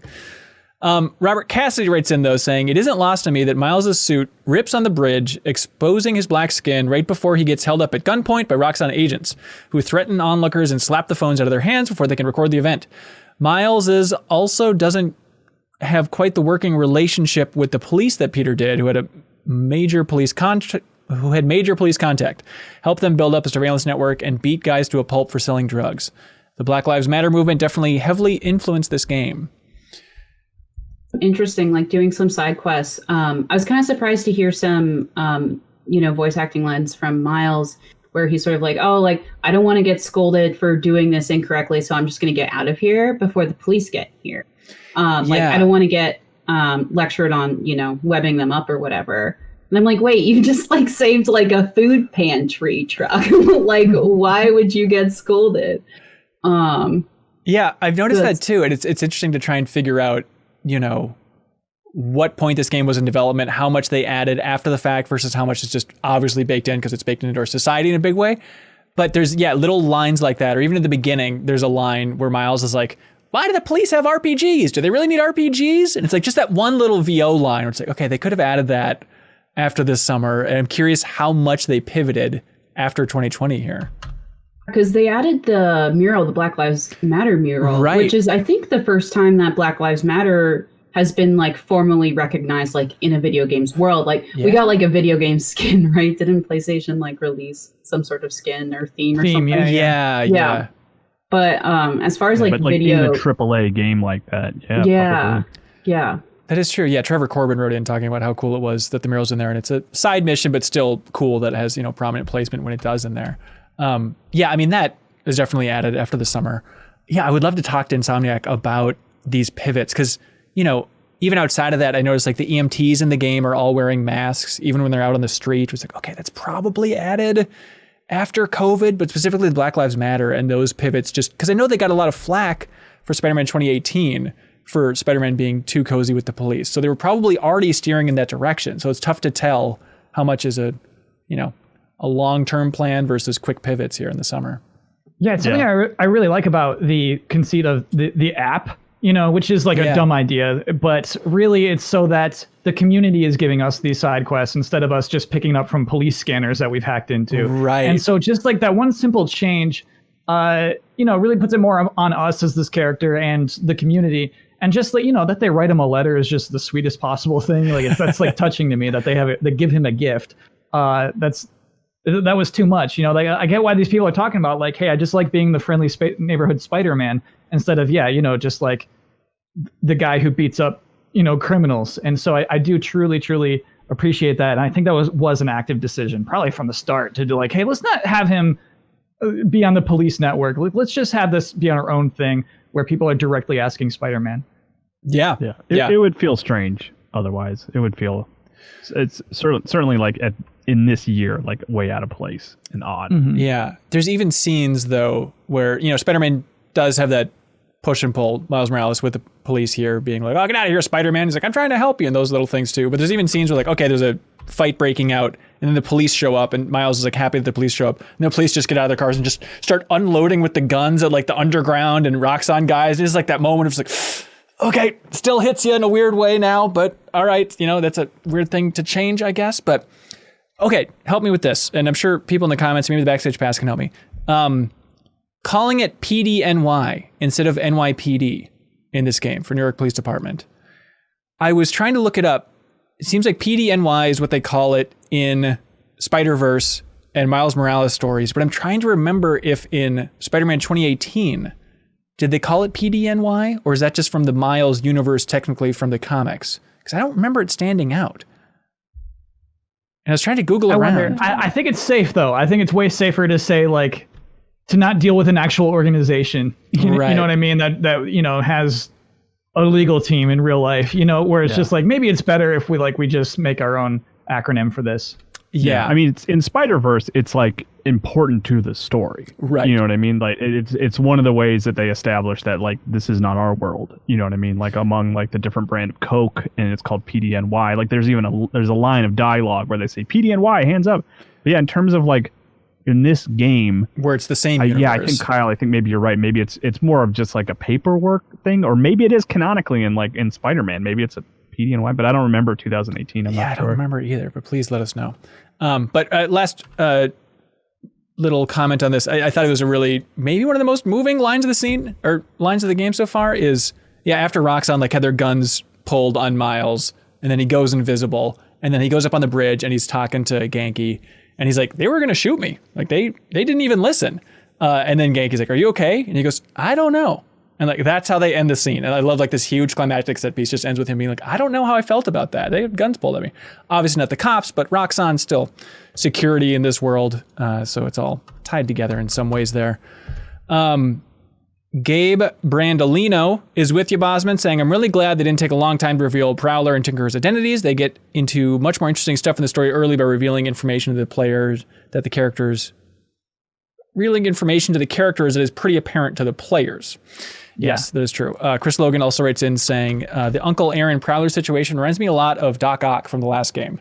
Everyone playing the game knows exactly where this is going, but Insomniac is telling the story so well that no one seems to mind. I think it's a really good comparison there for what we're dealing with here. The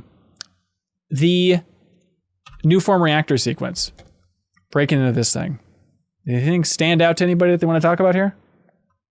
So that's when you meet up with Prowler, right? Or working with him, or yes. Yeah. There's I wonder if you guys had it too. In the fight sequence where you're with Prowler, I could only get it to happen once, but like one of the finishers I did was like a team up with Prowler. Yeah, cool. Which was awesome. But like I was like, oh, I want to do that again, but like I could never get it to come through again. But I loved the sort of just the way it looked and just the idea of working with your uncle and stuff. It felt really good and looked cool, and yeah, that was cool. Yeah, Evan Thatcher wrote in about that as well, saying how much he enjoyed that. But yeah, I didn't have that happen, and I feel like I missed out by not having that. In terms of like the story, I don't know. Like it was fun to see Prowler. I don't know Prowler very well. I just know his Into the Spider-Verse iteration. Right. So that was like cool to see.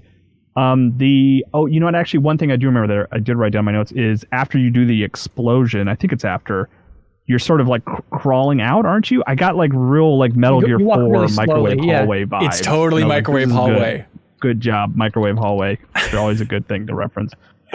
Yeah, and then Miles recovers pretty quickly after that, but I like that he's having a tough time going through that hallway at least. Yeah, totally. I thought that was a really, really great looking sequence there. Yeah. Let's see. We had... Oh, I think those are all the comments about that thing there. But yeah, I like that Prowler has cloaking tech as well. I'm sure that'll come into play. I'm sure in the second half of this game, you're going to be teaming up with them a fair bit more. What did y'all think about that train conversation? Where Prowler had a line in particular where he said, like, obviously, hey, use your friendship with Finn against her in a way, get inside Underground, you got to leverage that. And then he's like, people are foolish or something. People make mistakes when they care about somebody, just like you're making a mistake right now with me. Do you think Aaron and Prowler is going to turn on Miles in a big way? Do you think that's a tease of where they're going here? So I think we're going to learn that he's made a mistake. So like what he said, I think the final point he made was that honesty gets you in trouble. Because I told your dad what was going on with me, he cut me out of the family. I regret ever telling the truth. And so obviously Miles is going to learn that that's not the proper way, that telling the honesty is a power, that you do have to be honest. And so, he's Uncle Aaron's doomed. The second he said that, like, this man's dead. Like he can't survive the story because basically he's giving Miles the worst possible advice. And so, I think that will weigh heavily for sure. And I bet he has to have some, the storyline has to come to a head in some way. So do you think Prowler is going to save Rio? And then that'll be the little reunion, little end cap to that storyline of the family strife. And then in that process, he'll sacrifice himself or something like that. So, I mean, maybe like the costumes are kind of spoilery too. If you look at what's coming up. Okay. Because there's one that looks like the weapons that the Tinkerer makes. You just see the chest, right? You only see like a tease of what the costume will look like. Okay. And then there's another one that's like purple and green, like the Prowler. Yeah. And I don't know if those are canonical costumes or if that's just like, yeah, you did a cool thing. Here's a thing for you. But I feel like he's going to make us a cool costume. Oh, yeah. Okay. So teaming up for a little bit. I feel like that purple is going to be like, oh, thank you, Uncle. So here's your costume for the final confrontation. Yeah. Use it. Yeah, I can see that. Use my tech. Yeah, maybe something like that. But then obviously I also think that Finn is going to make us a cool costume too. And I don't know if you can do that twice. I don't know if you can use that twice in one story, but like they're there. Those costumes are there. We have yet to unlock them, but I like look at them like, oh, I can't wait. Something that I was thinking about was also maybe there's going to be some sort of reveal that Prowler, Uncle Aaron has been like more involved all along than Miles has realized. Like, did that cloaking technology come from him, for example? Because like he doesn't know that he can do that, and then suddenly when he needs it most, he has it. Well, I think that's a power. I don't think that's like a tech. That's thing. A power. Yeah, I think that's like Miles Morales power. I believe, okay. But that would be a cool idea. I think you make a really good point though, because like Aaron knows how to break into that facility. Like he knows how to get around security. So like he probably is working with them. I mean, maybe that's the thing that drove the family apart, was that he was working for Roxxon, not that he was the Prowler. Oh. I thought you were going to go a different direction, that because of that cloaking technology, he's been sneaking into Grandma's apartment and reading those books about cheeses and just kind of hanging out, and he's spending more time with the family than anybody realizes. Hey, all just ideas, all equal theories out there. It's fair. We didn't talk about the montage of him actually making his suit after the bridge sequence, which was very What's Up Danger inspired, but still fun to see. The classic montage of drawing on things and throwing them in the wastebasket over and over again. But did that work for everybody? Was everybody just immediately thinking of Spider-Verse? Yeah, it was kind of like, well, this is necessary. It's at least, let's get the suit. Let's have, you can't just have the suit all of a sudden. Right. Everybody likes people designing suits. Okay. Yeah, it looks cool. Yeah, I liked it. I thought it was a cool sequence overall. And I love that it transitioned right into gameplay. Like, it was just a smooth transition from the montage to you just swinging around, which is just incredible. Script-wise, though, I mean, I think it's super fair to compare it to Spider-Verse. It just happens in a way better part in Spider-Verse. Yeah. This Miles was really thinking about hanging it up, right? You said the last thing he had just said was, I don't know how I felt about that. Right. And he comes home and his buddy's like, well, don't give up. Let's make a new costume. And he's like, okay. And like, that's really just what drives that montage right there is like, I'm going to make my own costume. I'm not going to have the stupid red and blue one anymore. But like, it didn't feel as motivated, I would say. Like, what really changed you right there? What really spurred you on? I hear you. I think it's another great line, I think, in the game, though. I think it's Genki, because, Miles is a little bit, woe is me. And then Genki says, whenever you say Spider-Man, you're always talking about the other one. And he goes, you're Spider-Man. You can fix this your way. And so just fully owning the Spider-Man role, I think, is that pivot that they're going for in that story. But I totally hear you. It is a quick pivot. And then he gets that little lecture from his mom, too, where she's like, I'm not backing out. Like, we don't back out, like, when things get hard. Right. And so I think about that. He has this moment like, oh, this is like what my family is about. This is what I'm about. Like, I'm going to stick with it. Yeah. That's a good point. Yeah. Let's see. JK411 wants to talk about the game in general, saying confidence and polish. Those are the two words that come to mind so far. There's a smoothness to everything, from the way the combat flows to the way you transition in and out of cutscenes. Miles will be swinging into a mission area, and then all of a sudden he's planting on the side of a building. We're off and running on the next story sequence. Along the way, I'm able to check off a few of the side activities, and they're usually a breeze to knock out and keep going. There's a lack of friction that just keeps me wanting to play this. Yeah, I remember that was my big takeaway from the 2018 game as well. It's like, it just feels like the opposite of Sonic in a lot of ways, where you get going fast and nothing's getting in your way. There's no like bang moment of you ramming against anything. Just everything will keep flowing. And it is such an accomplishment from the team. It's unbelievable. And like on that front too, even like combat, if those finishers are just stunning. It's one of those things that it's insane that we're used to it at this point. If you pay attention to the animation in those sequences, it is bonkers how smooth it is. Yeah, I mean, I mentioned it earlier, but when presumably Venom Strike will not be in Spider-Man 2, unless you're playing as both Miles and part Peter, maybe back and forth or something, or maybe you pick at the beginning. I don't know, but like I'm going to miss that ability a lot in the combat because it's really satisfying to just blow someone away with that attack, and even swinging. You have that occasional like double jump that you can perform, which just feels so good to just like launch from your electricity from your hands. It's a very Infamous feeling thing, and I love Infamous, so like that all works for me really well. Yeah, and also like Anna was talking about it, just like kind of building both meters and like juggle, and like a lot of the abilities lend themselves to that. Like, oh, this will build your Venom faster, this will build your combos faster, and so like it's it's like a fun other mechanic that you're thinking of while you're battling the entire time. And yeah, sometimes you can, if there are 3 enemies, I can do, a takedown, then a Venom. And it's like that. I just finished that. That was really nice and smooth. And so like, Yeah, it's definitely incentivizes like working to save up your best powers, but also build it. Like, man, it's nice. Like I think that Spider-Man 2018 is all about its gadgets. You know what I mean? Yeah. And like hoping that you get more loot drops I guess like ammo drops for your gadgets. And that's less interesting. I have not been using the gadgets too much except for the holograms because I think they're kind of just fun to pop out. But like, I don't know, the gravity, like who's using those gravity mines?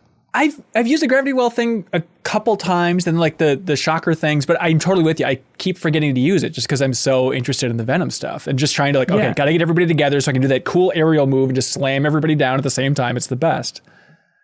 Yeah. Okay. I know this is where Spider-Man fans are gonna light me up. They're gonna light me on fire. But okay, calling it the Venom Strike, the Venom powers, is very confusing in the Spider-Man universe. And they even in this game be like, oh, it's Venom. It's like a scorpion sting. Let's move on. But just to spoil the end of the last Spider-Man game, like when they're building up a Venom storyline, or at least a symbiote storyline, how are they going to address that? Do you think in Spider-Man 2, they'll just have a moment of like, he's not called Venom, I'm Venom. Are they going to just have like a weird one-up? I don't know. Yeah, that's really representative of the quality of writing that we've come to expect from these games. Ben, I've never heard anyone do a SpongeBob impression that was as close to that. You sounded exactly like SpongeBob SquarePants. I think there's a little SpongeBob in Miles. Just a hint in there. Little Tom Kenny. But isn't it a little weird and confusing? Like in 2011 when they're coming up with Miles that they call him the Venom powers, the Venom Strike? I think they're being cute. Yeah. I mean, also it's funny because like, what does Venom have to do with electricity? Why doesn't it it stings. Reference the electricity, right? I don't know. Yeah. So Kyle, they're intentionally being cute within the same universe. Yes. By just using a name that doesn't relate in any way to the thing that it's known for in that universe. That's a very dumb way of being cute. Spiders have venom. What do you think spiders bite with? Spiders got venom. Yeah, Venom's what does it finishes the kill, and so like that's why it's the Venom Strike. I genuinely had not thought about the fact that spiders have venom too. Oh, okay. This is suddenly. Kyle, are you with me? No, I don't find it very confusing at all. The thing I am now reflecting on was Anna's statement that venom has nothing to do with electricity. It stings. They're like, oh, this bioelectricity. Da da da da da. I'm like, okay, why don't you name it something after that then? Yeah. Bioelectric but I mean, shock. I don't think there's going to be a scene where Miles goes like, oh, let me Venom Strike that power thing so we can get the lights back on in the city block, and Peter's going to be like, wait a second, are you talking about the villain who eats people? It's like, I don't think that's going to happen. There's going to be some line. I'll make that bet right now, Kyle. There'll be some line in Spider-Man 2 that'll be like, wait, what? There's going to be something in there. Just a little. SpongeBob in Spider-Man 2? Yes. How many times do I have to say this? Spider-Man 2 confirmed. I don't know. Can anybody else do a good Miles? No. You were close, Kyle. You were so close. I was trying. about to. I was like, no. All right. Safer route. Patrick Henderson writes in and says, they contrasted Miles and Peter's versions of Spider-Man pretty good. Pete has a disciplined and calculated style, while Miles has a more bombastic / aggressive and stylish approach that can leave him open to a few more hits. Also, Miles is a little wobbly and traversal, and keeping him being new to this new Spider-Man thing. Like when you come into a perch too fast, he'll get off balance and have to catch himself. People really like stealth takedowns. There's one that you see a lot where he almost falls off the ledge. I love that stuff. Yeah. When you like stop on a perch, he'll like lean forward for a second, then like come back into balance. I love that too. Yeah. I would like to say that this conversation has changed my mind. I don't know. Maybe it's because the game is runs so smoothly and the combat is so smooth that I'm like, there's no way that this is a new Spider-Man. But like, there are so many hints that like, he is like learning the ropes. Yeah. It's subtle, certainly. Yeah, it's in there. Yeah, Agitated Swamp Bat is with everybody. He says, "Dear friendly neighborhood Hanson Man and the Spider-Verse cohorts, you got it." When I was going to meet Genki in Central Park at the beginning of the game, I took a few minutes to get used to the web swinging again. Finally, when I had a grip on it, I swung over that way and decided to do backflips before I landed. I kept going too close to the ground, and Miles fell face down in the snow. He picked himself up, brushed the snow off, and I died laughing. The wipeout animation really helps show where Miles is with his spider powers at this point in the story, even if it's because I missed a landing. I'm absolutely loving this game. I want to try and trigger that animation. That seems really fun. Steve Bellegarde also really loves how nearly out of control Miles is every time he moves. Alex Brinigar submits a comment saying, I love the new trick system when swinging. Changing it to a one-button system makes it way easier to do tricks, and tricks changing depending on what tricks came before it makes a lot more fun to the combo while swinging. I also really enjoy that you can bail and fail on tricks as well. Just another fun layer to an already perfect swinging mechanic. I'm definitely doing it a lot more this time around.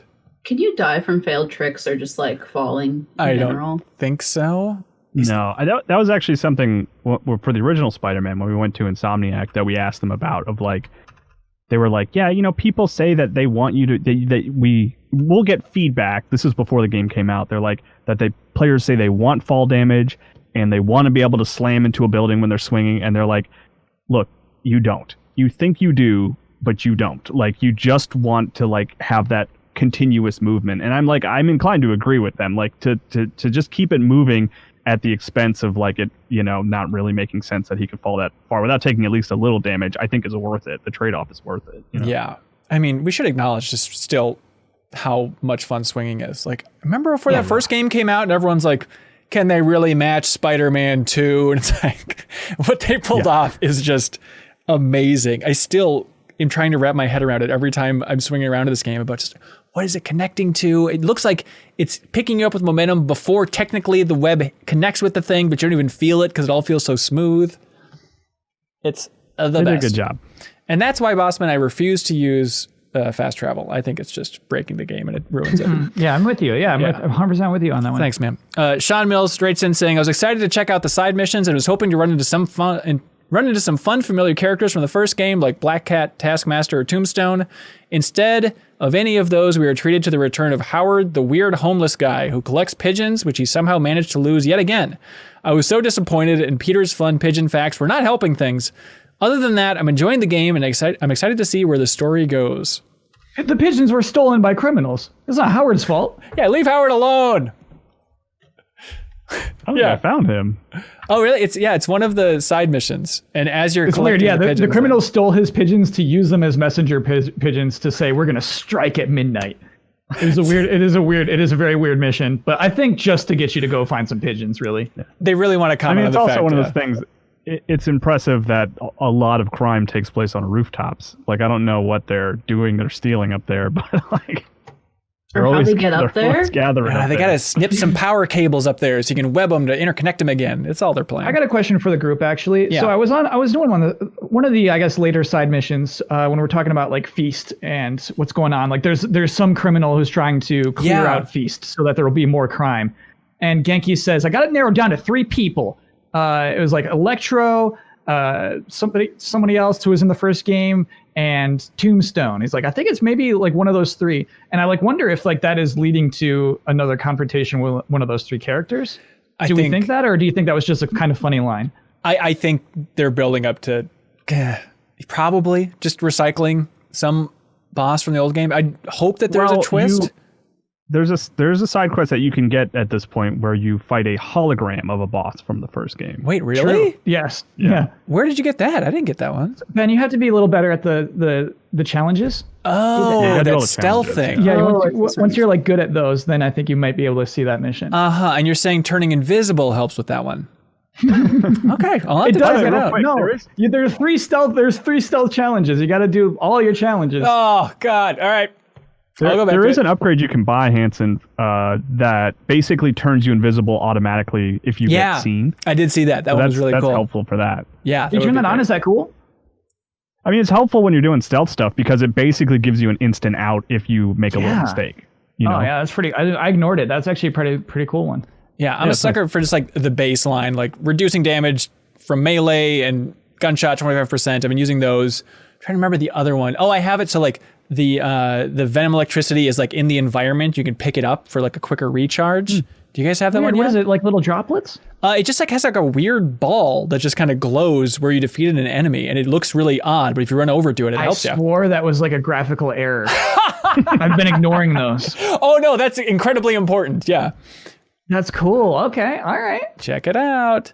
John Skovic writes in and says, shout out to the best tiny quality of life change from the 2018 game to this, being able to select and repeat crimes from the list to try to complete all objectives for them. It was such a pain to wander around the city until they popped up randomly in the first game.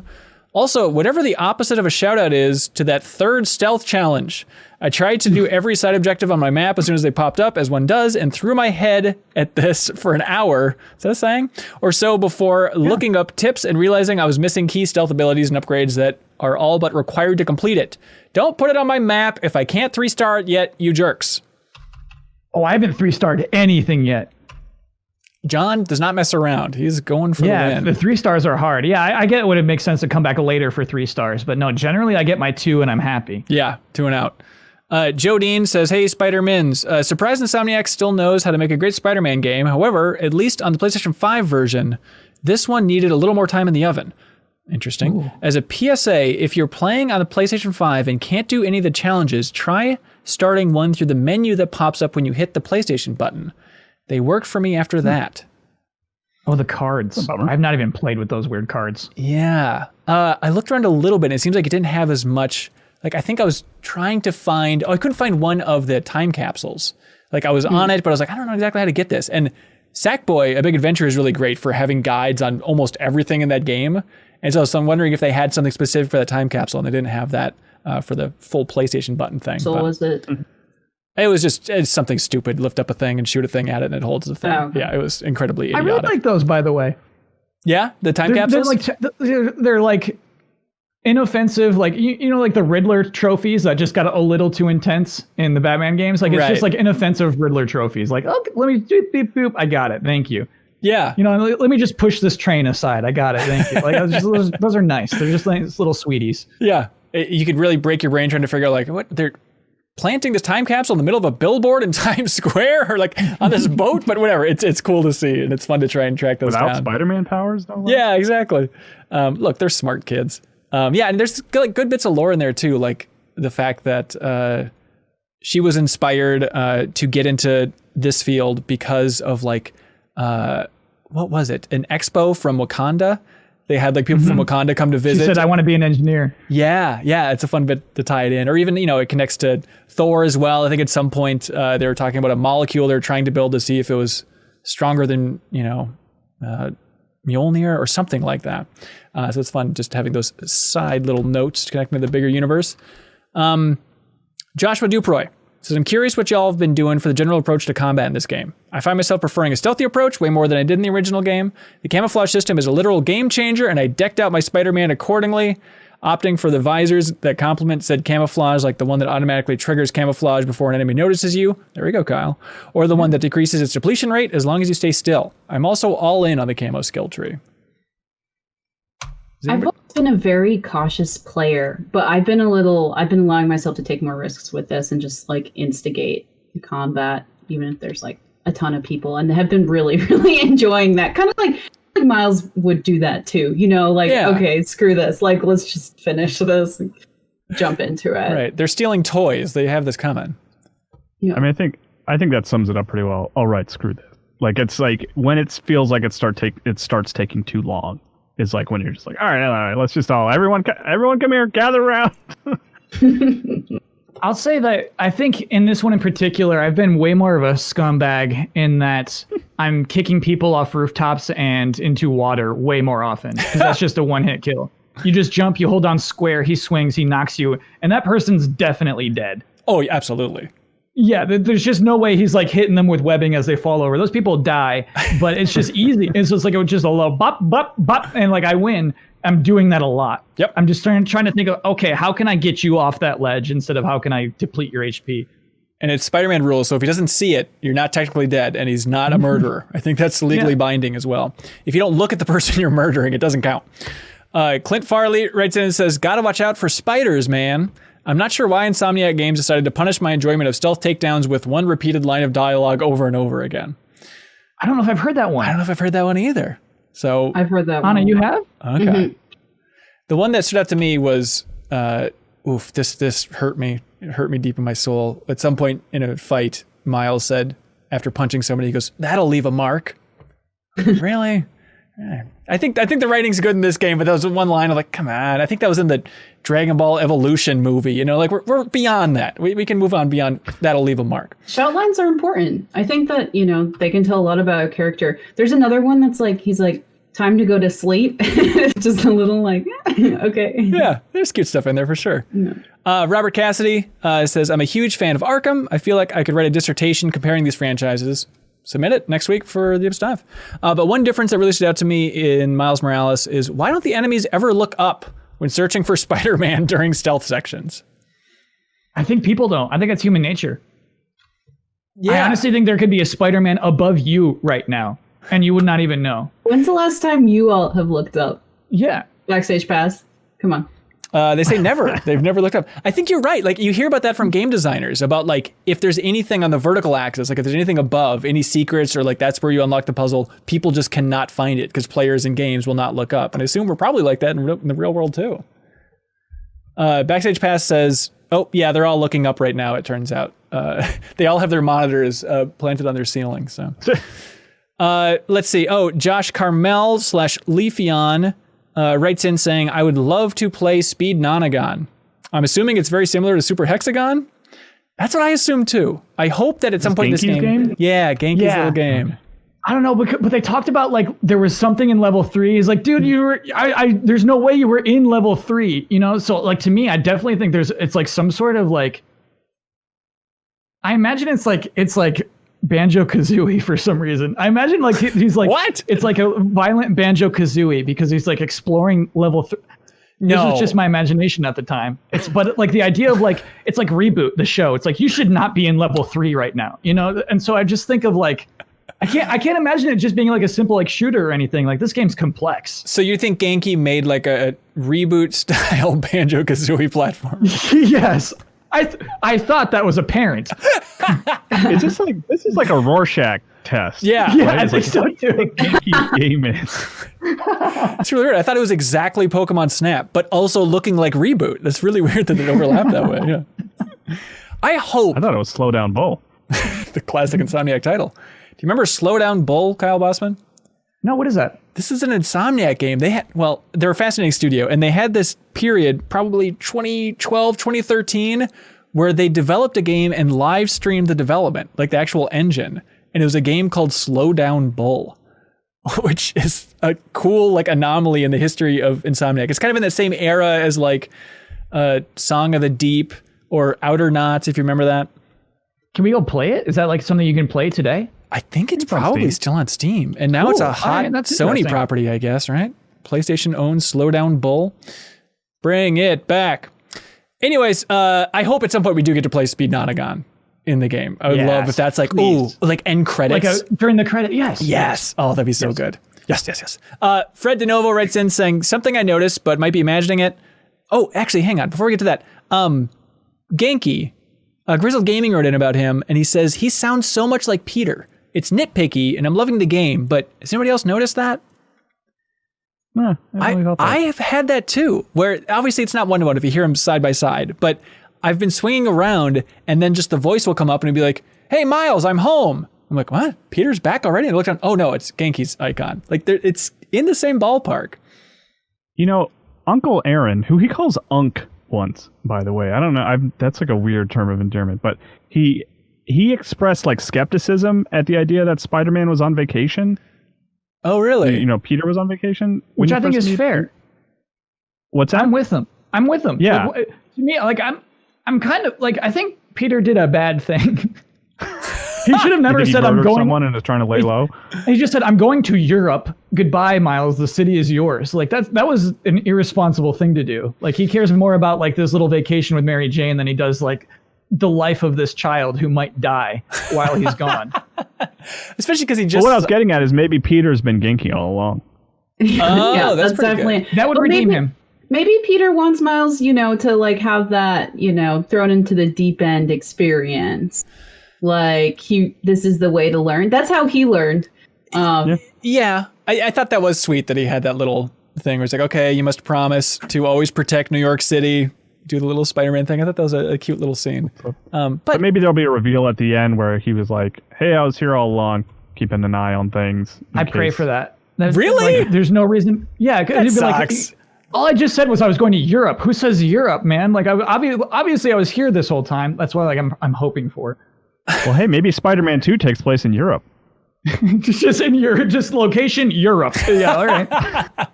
It's an open world. I don't know. It works.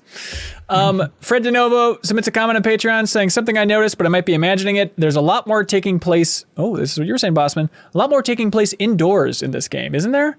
Even when finding the tech crates, you almost always seem to end up inside, at least briefly. I feel like in the first game, it mostly took place outdoors, but the inside stuff was like the MJ Miles stealth. I noticed that as well. Like I had the same moment as you, Bossman, but like, oh, weird. This transition feels different. Maybe it's just been a while since I've played this game, or maybe that is something a little bit stunning, but it's cool to see that the PS4 is the exact same thing. You just walk in and out of that space there. T-Beaks15 submits a comment, very specific. It says, while playing this game, thoughts of you being Spider-Man in real life are bound to come up. While lost in these thoughts, I realized I would avoid cranes at all costs in real life. Realistically, 200 pounds swinging from a crane wouldn't be enough to topple one, but just the thought of it possibly happening is enough to freak me out and avoid them. Plus, it would give Jameson way too much good content for his podcast. Every time I see a crane in this game, this thought pops up now. This is probably just a me thing, but do any of you have any role-playing quirks for this game? That is just you. Excellent question. I mean, I daydream about swinging, but I wouldn't avoid anything. Everything's up for grabs, man. I definitely have that. I remember when playing the first game, like walking around the city, I have the instinct of, God, it'd be fun to hit R2 right now and just swing over back to my apartment, just speed up this entire walk. So that's about as elaborate, I think, as daydreaming has gotten. I think the thing I daydream about is like the idea of crossing New York without having to rely on the subway system. Yeah. Like it's so consistently like broken down or having issues, like that is like the most unachievable thing that this game that portrays. Is his superpower, is just a faster commute, and that's about it. Yeah. I mean, that was my Portal daydream when I played Portal 2 a lot. I was like, ugh, if I could just put a portal in the wall and a portal in the office, that'd be amazing. And now we work at home. Yeah, you basically did that, too. Dream come true. Hey, look at that. It's exactly what you wanted. I'd say like RP wise, I would try to, even if I'm like just this close to the next objective I need to do, if a crime pops up, I'd be like, oh, okay, all right, I'll go solve that crime. But now I'm at a point in the game where like the crimes are just like Roxxon guys shooting at me. And now I'm absolutely fine with just like, no, I'm not going over there. You know, it's just like, hey, there's a bunch of Roxxon guys on the roof who want to shoot you. I'm like, okay, like I won't go over that way. One thing I actually like, if like in your UI settings, and I like highly recommend like turning off minimap and as much as you can.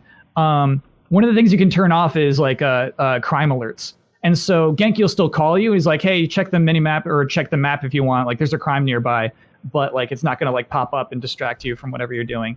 That helps a lot. It helps with my state of mind. Yeah. So I was just solving a lot of crimes I did not need to solve. Right. Totally get it. I like Genki saying like, hey, we should probably monetize this app. And he's like, nope, we cannot do it. I have to keep it clean. But I feel like they were not outraged enough. One of the people who called you on the app or submitted a request just wanted a selfie with Spider-Man. She should have been scolded. Did you do that quest? I did it, and then something blows up behind her. I understand it, but like, you're just using this emergency alert system for selfies? That's outrageous. It should not be allowed. Kick her from the app. I think that's what makes Spidey a good guy, is he obliges. Yeah, that's true. But if anybody saw like, okay, that, I'll be right there. That app is just going to get swarmed. Everybody in New York City would request a selfie on that stupid emergency app. Don't do it. Let's see. Oh, in terms of the cranes, T-Beaks, yeah, I think that's specifically a you thing. I did like that mission, super safe. Those things are super safe. You can swing from them all day. You're not going to knock it over. They carry like a ton. Like concrete. Climb up, have a good time, T-Beaks, please. I did like I like the side mission where you're like getting rid of the ice from that. It was just like a super simple little side mission. Somebody died there too. Oh, because the thing fell and crushed somebody on the train. Shooting ice off and it falls down to the streets below. Absolutely, just one person died. 40-ton icicle falling on New York City. Look, he's new. These things happen. But I thought that was fun, like him trying to come up with as many ice puns as possible. It was just a field day for the writers at Insomniac, I'm sure. Jesse Spencer writes in saying, is this one of the greatest video game soundtracks of all time? I think so. That might be tall or high praise. I like the soundtrack. I like it more than the first game. Really? Yeah. we've talked about this a little bit. I don't love the soundtrack in the first game. It doesn't feel distinct from the Avengers films to me.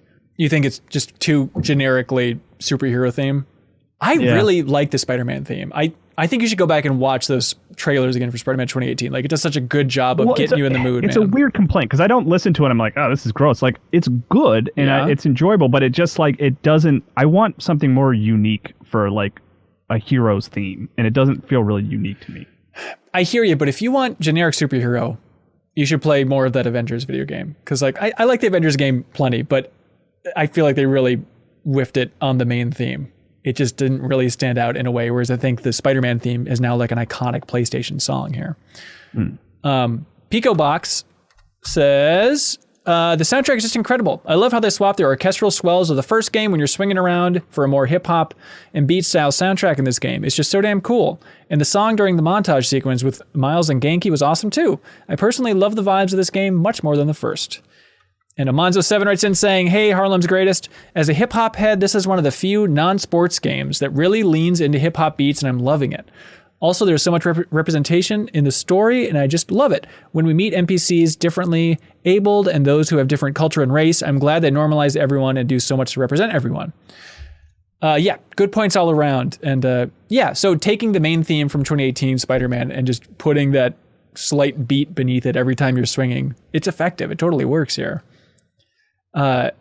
Including like the first time I swung around in this game, I got a little emotional again. I didn't think it would happen, but like the first time you're swinging, it got me. And I had just played the remaster not too long ago, at least like started it. And there's just something about the first time you're swinging in this game where it's like, oh, that's right. This feels so good. Still set it up so nice. Like it's like golden hour, and it's like the music and it's awesome. I also saw folks playing the game to the soundtrack of Into the Spider-Verse, which I'm definitely going to try. Like maybe even tonight, honestly, after we get off this call. Because I feel like the more you can like lean into, like the hip hop, like the more fun it is to be like swinging around. Yeah, for sure. Spider Dan writes in, Spider expert here. Spider Dan writes in and says, I really should have bought this game. Yeah, Spider Dan. Should have, man. Thwip writes in, says, hey, one cool little thing I noticed is that if you press the square button when going around the open world out of combat, Miles has some fun animations. He will finger point with a little venom spark and even dance. I found this out when I saw a rooftop party and thought it was contextual, but it turns out it works everywhere. That's great. I haven't seen the dance yet. Wait, you just press the square button and he dances? Yeah, it's kind of like the high five button, from 2018. But like I thought that was like a little prompt comes up. I don't know. I haven't seen the dance yet. Yeah, I got to try the dancing. Yeah, that seems great. Ian T. Clark submits a comment saying, here's my favorite NPC conversation that's short. I just overheard between a man and a woman. They say, brr, it's colder than a you-know-what out here. To which the woman replies rather annoyingly, no, I don't know, Brad. I love this so much. See, thank you. This is good. Yeah, Brad had that comment for sure. Yeah, Brad's a real piece of work. He's the ultimate villain. He's the one who's trying to take down Feast. Hang on, just to go back to that, I thought that was an interesting detail about the villain trying to take out the homeless shelter, because if those people don't have places to live, crime will go up, and then as a crime lord, he'll have more people to commit the crimes. Okay, so this actually really confused me, because my first thought was that there's like some Roxxon person low-key behind this, behind the scenes orchestrating this, and they're trying to like gentrify the neighborhood or something, right? Like that would make sense, but they're like, no, we're trying to bring crime up so that we can recruit or whatever. But then it's interesting because I'm like, oh, okay, it's like a nice message to tell people like having homeless shelters doesn't bring crime up. It's actually the opposite. So I'm like, okay, that's like a nice little lesson for players. Yeah. But it is just what they think. It's just what Genki and Miles think. So maybe it is that first idea, and it is just Troy Baker going in there trying to destroy the homeless shelter for being evil. Like, Roxxon is absolutely up to some like weird shenanigans, right? They've got to be. Come on, they're like a corporation. They have their plaza like in that plaza's a community that marginalized, like a lot of like marginalized people live in. Like, there's no way that they're not up to something. And it's going to be as much as possible. It's all going to tie back to Simon. No, not ever. I mean, some of it obviously we like know from the quest, from completing the quest, that it is like whatever drug cartel or whatever felons, but When you take out the other the side missions to take out the other power sources, you hear recordings from Krieger. And Anna, I mean, he seems really on the level. Like, he really seems behind his employees, and like, he seems like a good guy. So yeah, I think I would just take that at face value and move on. Team Krieger. I think I support him. Doing but like, going back to that one comment about representation, I think it is actually kind of cool to show homelessness in such a compassionate way. Yeah. Whereas, like, I feel like, you know, in like the 2000s, it's like you're in Tony Hawk and you're just like doing tricks off of homeless people and laughing. Right. You know, like it's so nice to just like see the humanity in homelessness in this game. And, you know, you walk around and you're trying to help their, like, just like lift a box and be like, hey, what's going on? What's happening with you? It's like our pipe burst.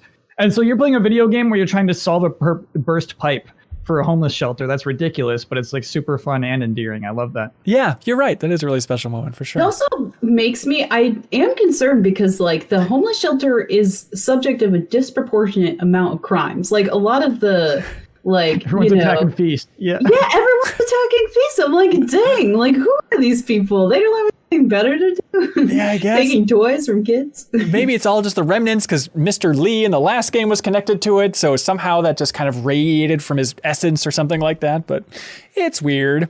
Dan Willie writes in and says, I really appreciate that the developers set this game in the winter to give the recycled open worlds from the last game a slightly different feel. They really nailed a sense of place, from the gorgeous snow effects to the holiday decorations and a, oh boy, Noche Buena sequence, even down to Miles wearing a winter coat and went outdoors and not dressed up as Spidey.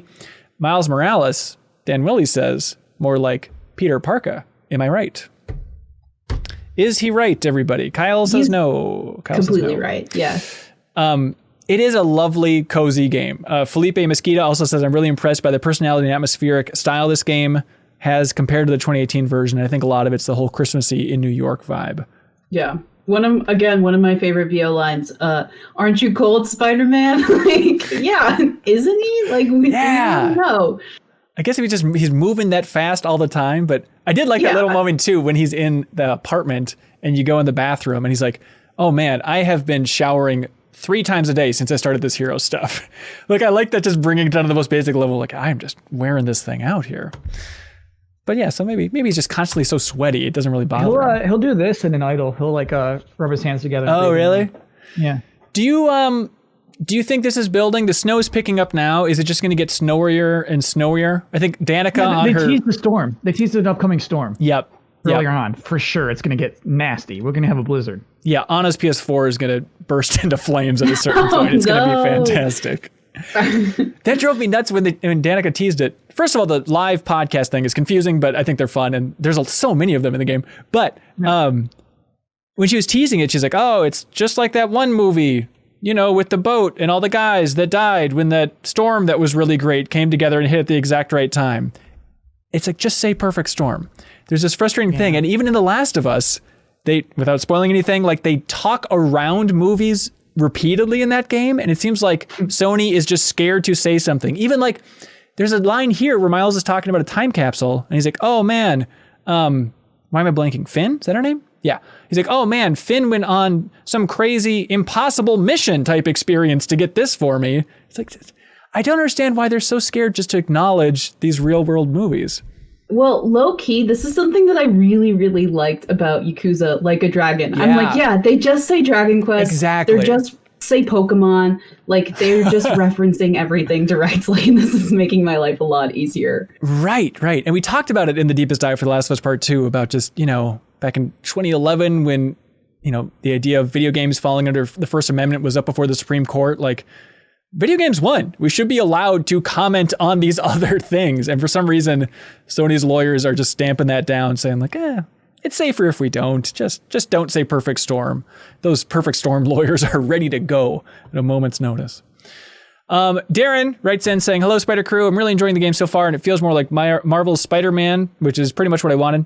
The game taking place during winter, and more specifically the holidays, really helps change up the world enough from the original game. Quick question, though. Is this already the best holiday/Christmas time game ever made? Tough. Arkham Origins. Arkham Origins is out there. I mean, I think this game is stronger so far than Arkham Origins. Yeah, probably. There's Costume Quest 2. I guess 1 as well. Wait, no, I'm thinking of Costume Quest 1's DLC, Grubbins on Ice. Grubbins on Ice. Yes. Yeah. Very specifically. Thank you. But other than that, there's the Rudolph the Reindeer game on Wii that you played, Kyle. Yeah, hell yeah. Sure. Let's see. Maybe Pumpkin Jack 2 will take the throne when it comes around. It has more because at first I was like, hey, that. How can you possibly say that? And now I'm thinking, like, how many Christmas games are there? How many wintry holiday games are there? Well, there are a lot of games that get like a holiday special type doesn't thing. count. So, Living game doesn't count. Yeah, but like Animal Crossing during the winter is going to be freaking delightful. Yeah, you're right. I feel like Animal Crossing should count. You're right. Does count. No web swinging though. Oh, doesn't That is count. technically true. To the best of our knowledge so far, there's no web swinging in Animal Crossing. It's interesting though, because so many movies like incidentally take place, during the Christmas season, the holiday season. Like it's a lot of movies try it, but you're right. Shane Black video constantly, games, yeah. It's not that often, and it's nice. Like it's fun to be walking around and everyone's like, hey, Merry Christmas, Spider-Man. Like it's fun to have that weird timestamp for this. And it is going to be a better recurring thing if everyone's going to want to stream this game every holiday now moving forward. Dakota Salmarin submits a comment saying, I always like to look at products on shelves, and this was in Tio's bodega. It's just a box with two big words, flower spice. I just wanted to say that flower is considered a spice in the Spider-Verse. Thank you, Dakota. It's very important. Thank you for contributing to this deepest dive. Is there anything we haven't talked about? I don't mind being in the same city. Like, I don't feel like I'm retreading really. There's enough new stuff that that I don't really mind. Yeah, I'm totally with you. Yeah, it looks different enough. I'm not sick of the environments. I think it's also partly that even in the last game, you're just swinging around. It's not like, oh, I've walked this street 1,000 times. It's all just like skyscrapers. So there's not too much to get sick of. Yeah, well, this is something I'm curious to hear from y'all because I spent less time in the game. Like, I feel like because you're moving through the environment, it's so fun, so frictionless, and it's so fast. Like, you're not as present in the environment, so maybe it matters less that it's like the same map, since you're just like moving through it all the time. I think that's exactly it. I mean, that said, I do want them to shake it up for the next big Spider-Man game and go somewhere else, but... Yeah, they're going to Europe. But Absolutely. Going to the Avengers Tower was like kind of nostalgic. And then there's Central Park, which is like, oh, this is the wood, there's no buildings here. But like, yeah, you're right. Like the rest of the city is kind of nondescript, which I don't mean it's a complaint. It's just because you move through it so quickly. And it's just a setting for you to get into these like different combat engagements and stuff like that. It's, it's not like Hyrule or something like that where there's a lot of memorable locations, and that's okay. That functions well for the game. But I think, in this game in particular, I think they do a good job of elevating Harlem, like we talked about, with those side quests that really cement that as a place with the most character in that entire map. So I think they pull it off. Yeah, Harlem feels really like special compared to, I'd say, like the rest of the city. Yeah. There's some stuff happening in, I guess, like the financial district because like Roxxon's headquarters are there, and there just seems to be like a lot of quests there. But like nothing beats that first scene where you're walking with Genki to the new Roxxon Plaza, and there's like the little like festival going on. Right. That was just like, to me, that captured, like honestly, like does really neatly capture the experience of like being in New York and just like going to a food festival and walking around with your friends and it like being very warm and nice and like just like alive, right? Which again, I'm sort of, realizing how deprived I am with COVID. But it's like really great. Like I love how this game treats, Harlem specifically. Yeah. And in that scene, there's like a little flirty exchange or look. I think he talks to the deaf lady, Haley, I believe is her name. Do you think that this is going to be a big thing in the second half of the game, or do you think it's just going to be at the end of the game, they'll give each other another wink and move on? So if you check out the characters tab of the pause menu, some characters will be like silhouettes, and she is one. So it'll be like the people of New York, and like there's 4 people, and like hers isn't filled in still. So yeah, there's more with her. Okay. There's like the first time he meets her is the third time you've seen her. She's hanging out with that mural in the beginning. The first time you walk into the store where the cat is, you Yep. bump into her and you do like a little wave. And so like I think she's going to be an important character for sure. Yeah, I could see her moving forward as well. It's just like the romantic interest of Miles. It's interesting. Yeah, do you think they're going co-op for Spider-Man 2? I think it's going to be tough to leave Miles behind, but I actually wasn't a fan of swapping characters in that first game. Like, I like being fully on Miles here. Especially when you have, like a progression. Yeah, I have to pick a Kyle here. Kyle Hilliard, what would you like to say? All I said is I actually hope it's not co-op. I like this sort of dedicated, you are Spider-Man experience. Maybe you're two Spider-Mans, but I don't know. Co-op is just not that enticing to me. But man, if you're a gambling man, and I know you have a serious problem, Kyle, you look at where Rocksteady's going, you look at where Warner Brothers Montreal is going, like, that seems likely. Likelier than not. What about if I just developed the best-selling PlayStation exclusive of all time? Am I like hitting the whiteboard and I'm like, what could I do better? Do I got to add co-op to this? I think so. I mean, like, why would they possibly be like, we need to chase what those losers are doing? Why would they even like? Well, I mean, it's a crappy answer, but it's way easier to maintain a player base if you have co-op, because like if one person plays, you get another person to play with you. I'll replay this mission with you. Like it's I don't know. It's a way to like get more. It sells more copies too, because if you have a friend who's on the fence and you're like, well, we can play together, they'll buy it, and it's like it's an economic sort of perspective, you know. I think that's not where Sony's at anymore. Because I totally feel like during like the PS3 era, they'd be like, we need our own Gears of War, we need our own Halo. But like now, I just think that they get just to make their single player games that are just super expensive and people buy them. Like I think that like I feel like it'd be such a mistake to try co-op. I also agree. But don't you think they have that meeting about how do we shake things up? What do we do? What's the bullet point in the back of this box? It has to happen at some point early in those discussions. It's for sure, because why would you want to go back to Peter Parker now? Why would you even want to be that guy again? What is better about him? That's a really important question that we haven't talked about. I like his voice more. I guess that's the main thing. But if I can just put that's just your SpongeBob thing, man. I don't like you're right. You're right. I think probably my TV speakers are probably too tinny. I think that's what's going on here. But if I could just put any suit on any of the characters, I guess.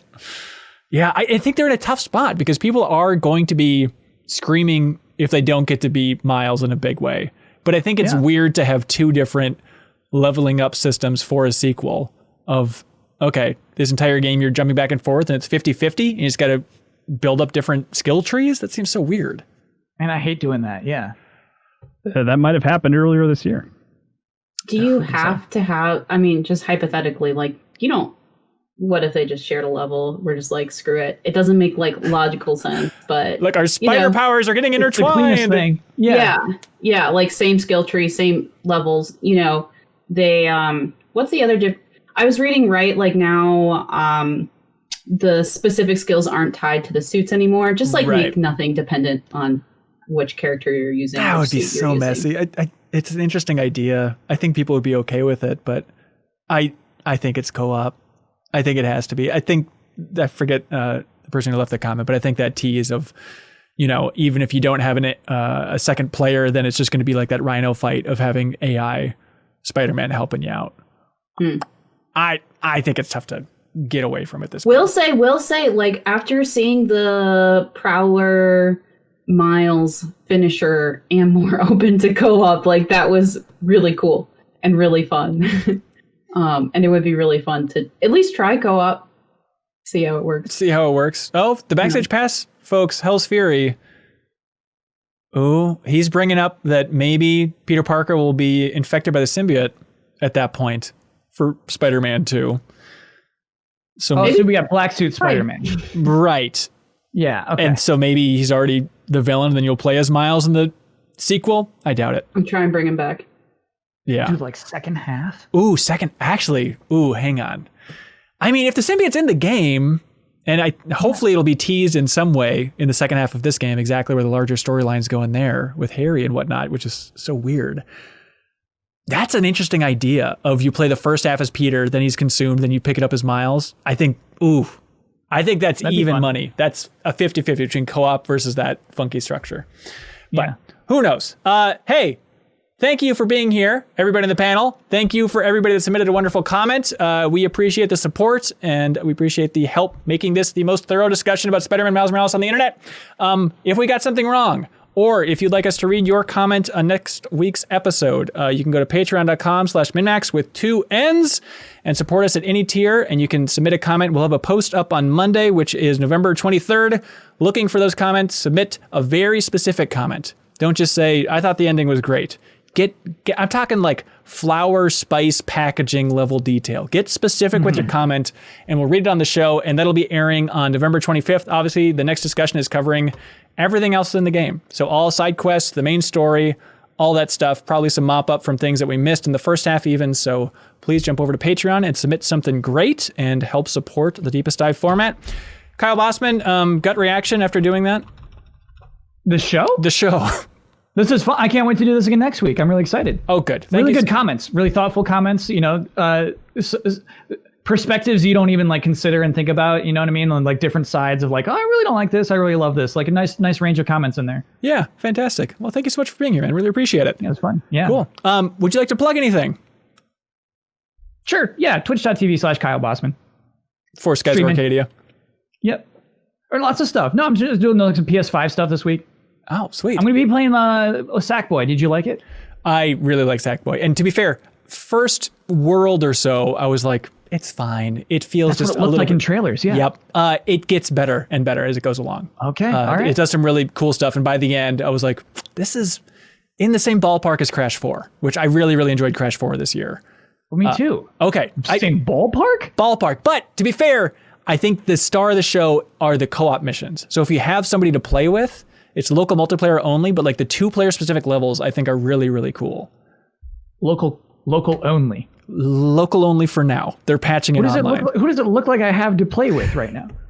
I don't know. You moved over there to be next to family. Just get some family member in there. It'll be a good time. Anyways, thanks so much for being here, everybody. We hope to read your comment next week, and we'll see you next week for the grand finale of The Deepest Dive. Bye, everybody. MinnMax is a Patreon about games, friends, and getting better. The Deepest Dive is the best, most thorough discussions about games on the internet. Prove us wrong, please. The MinnMax Show podcast airs every Thursday. Patreon supporters vote on what we stream every single week, and a whole lot more. Give us a shot, try subscribing to the YouTube channel, and we hope we can win you over.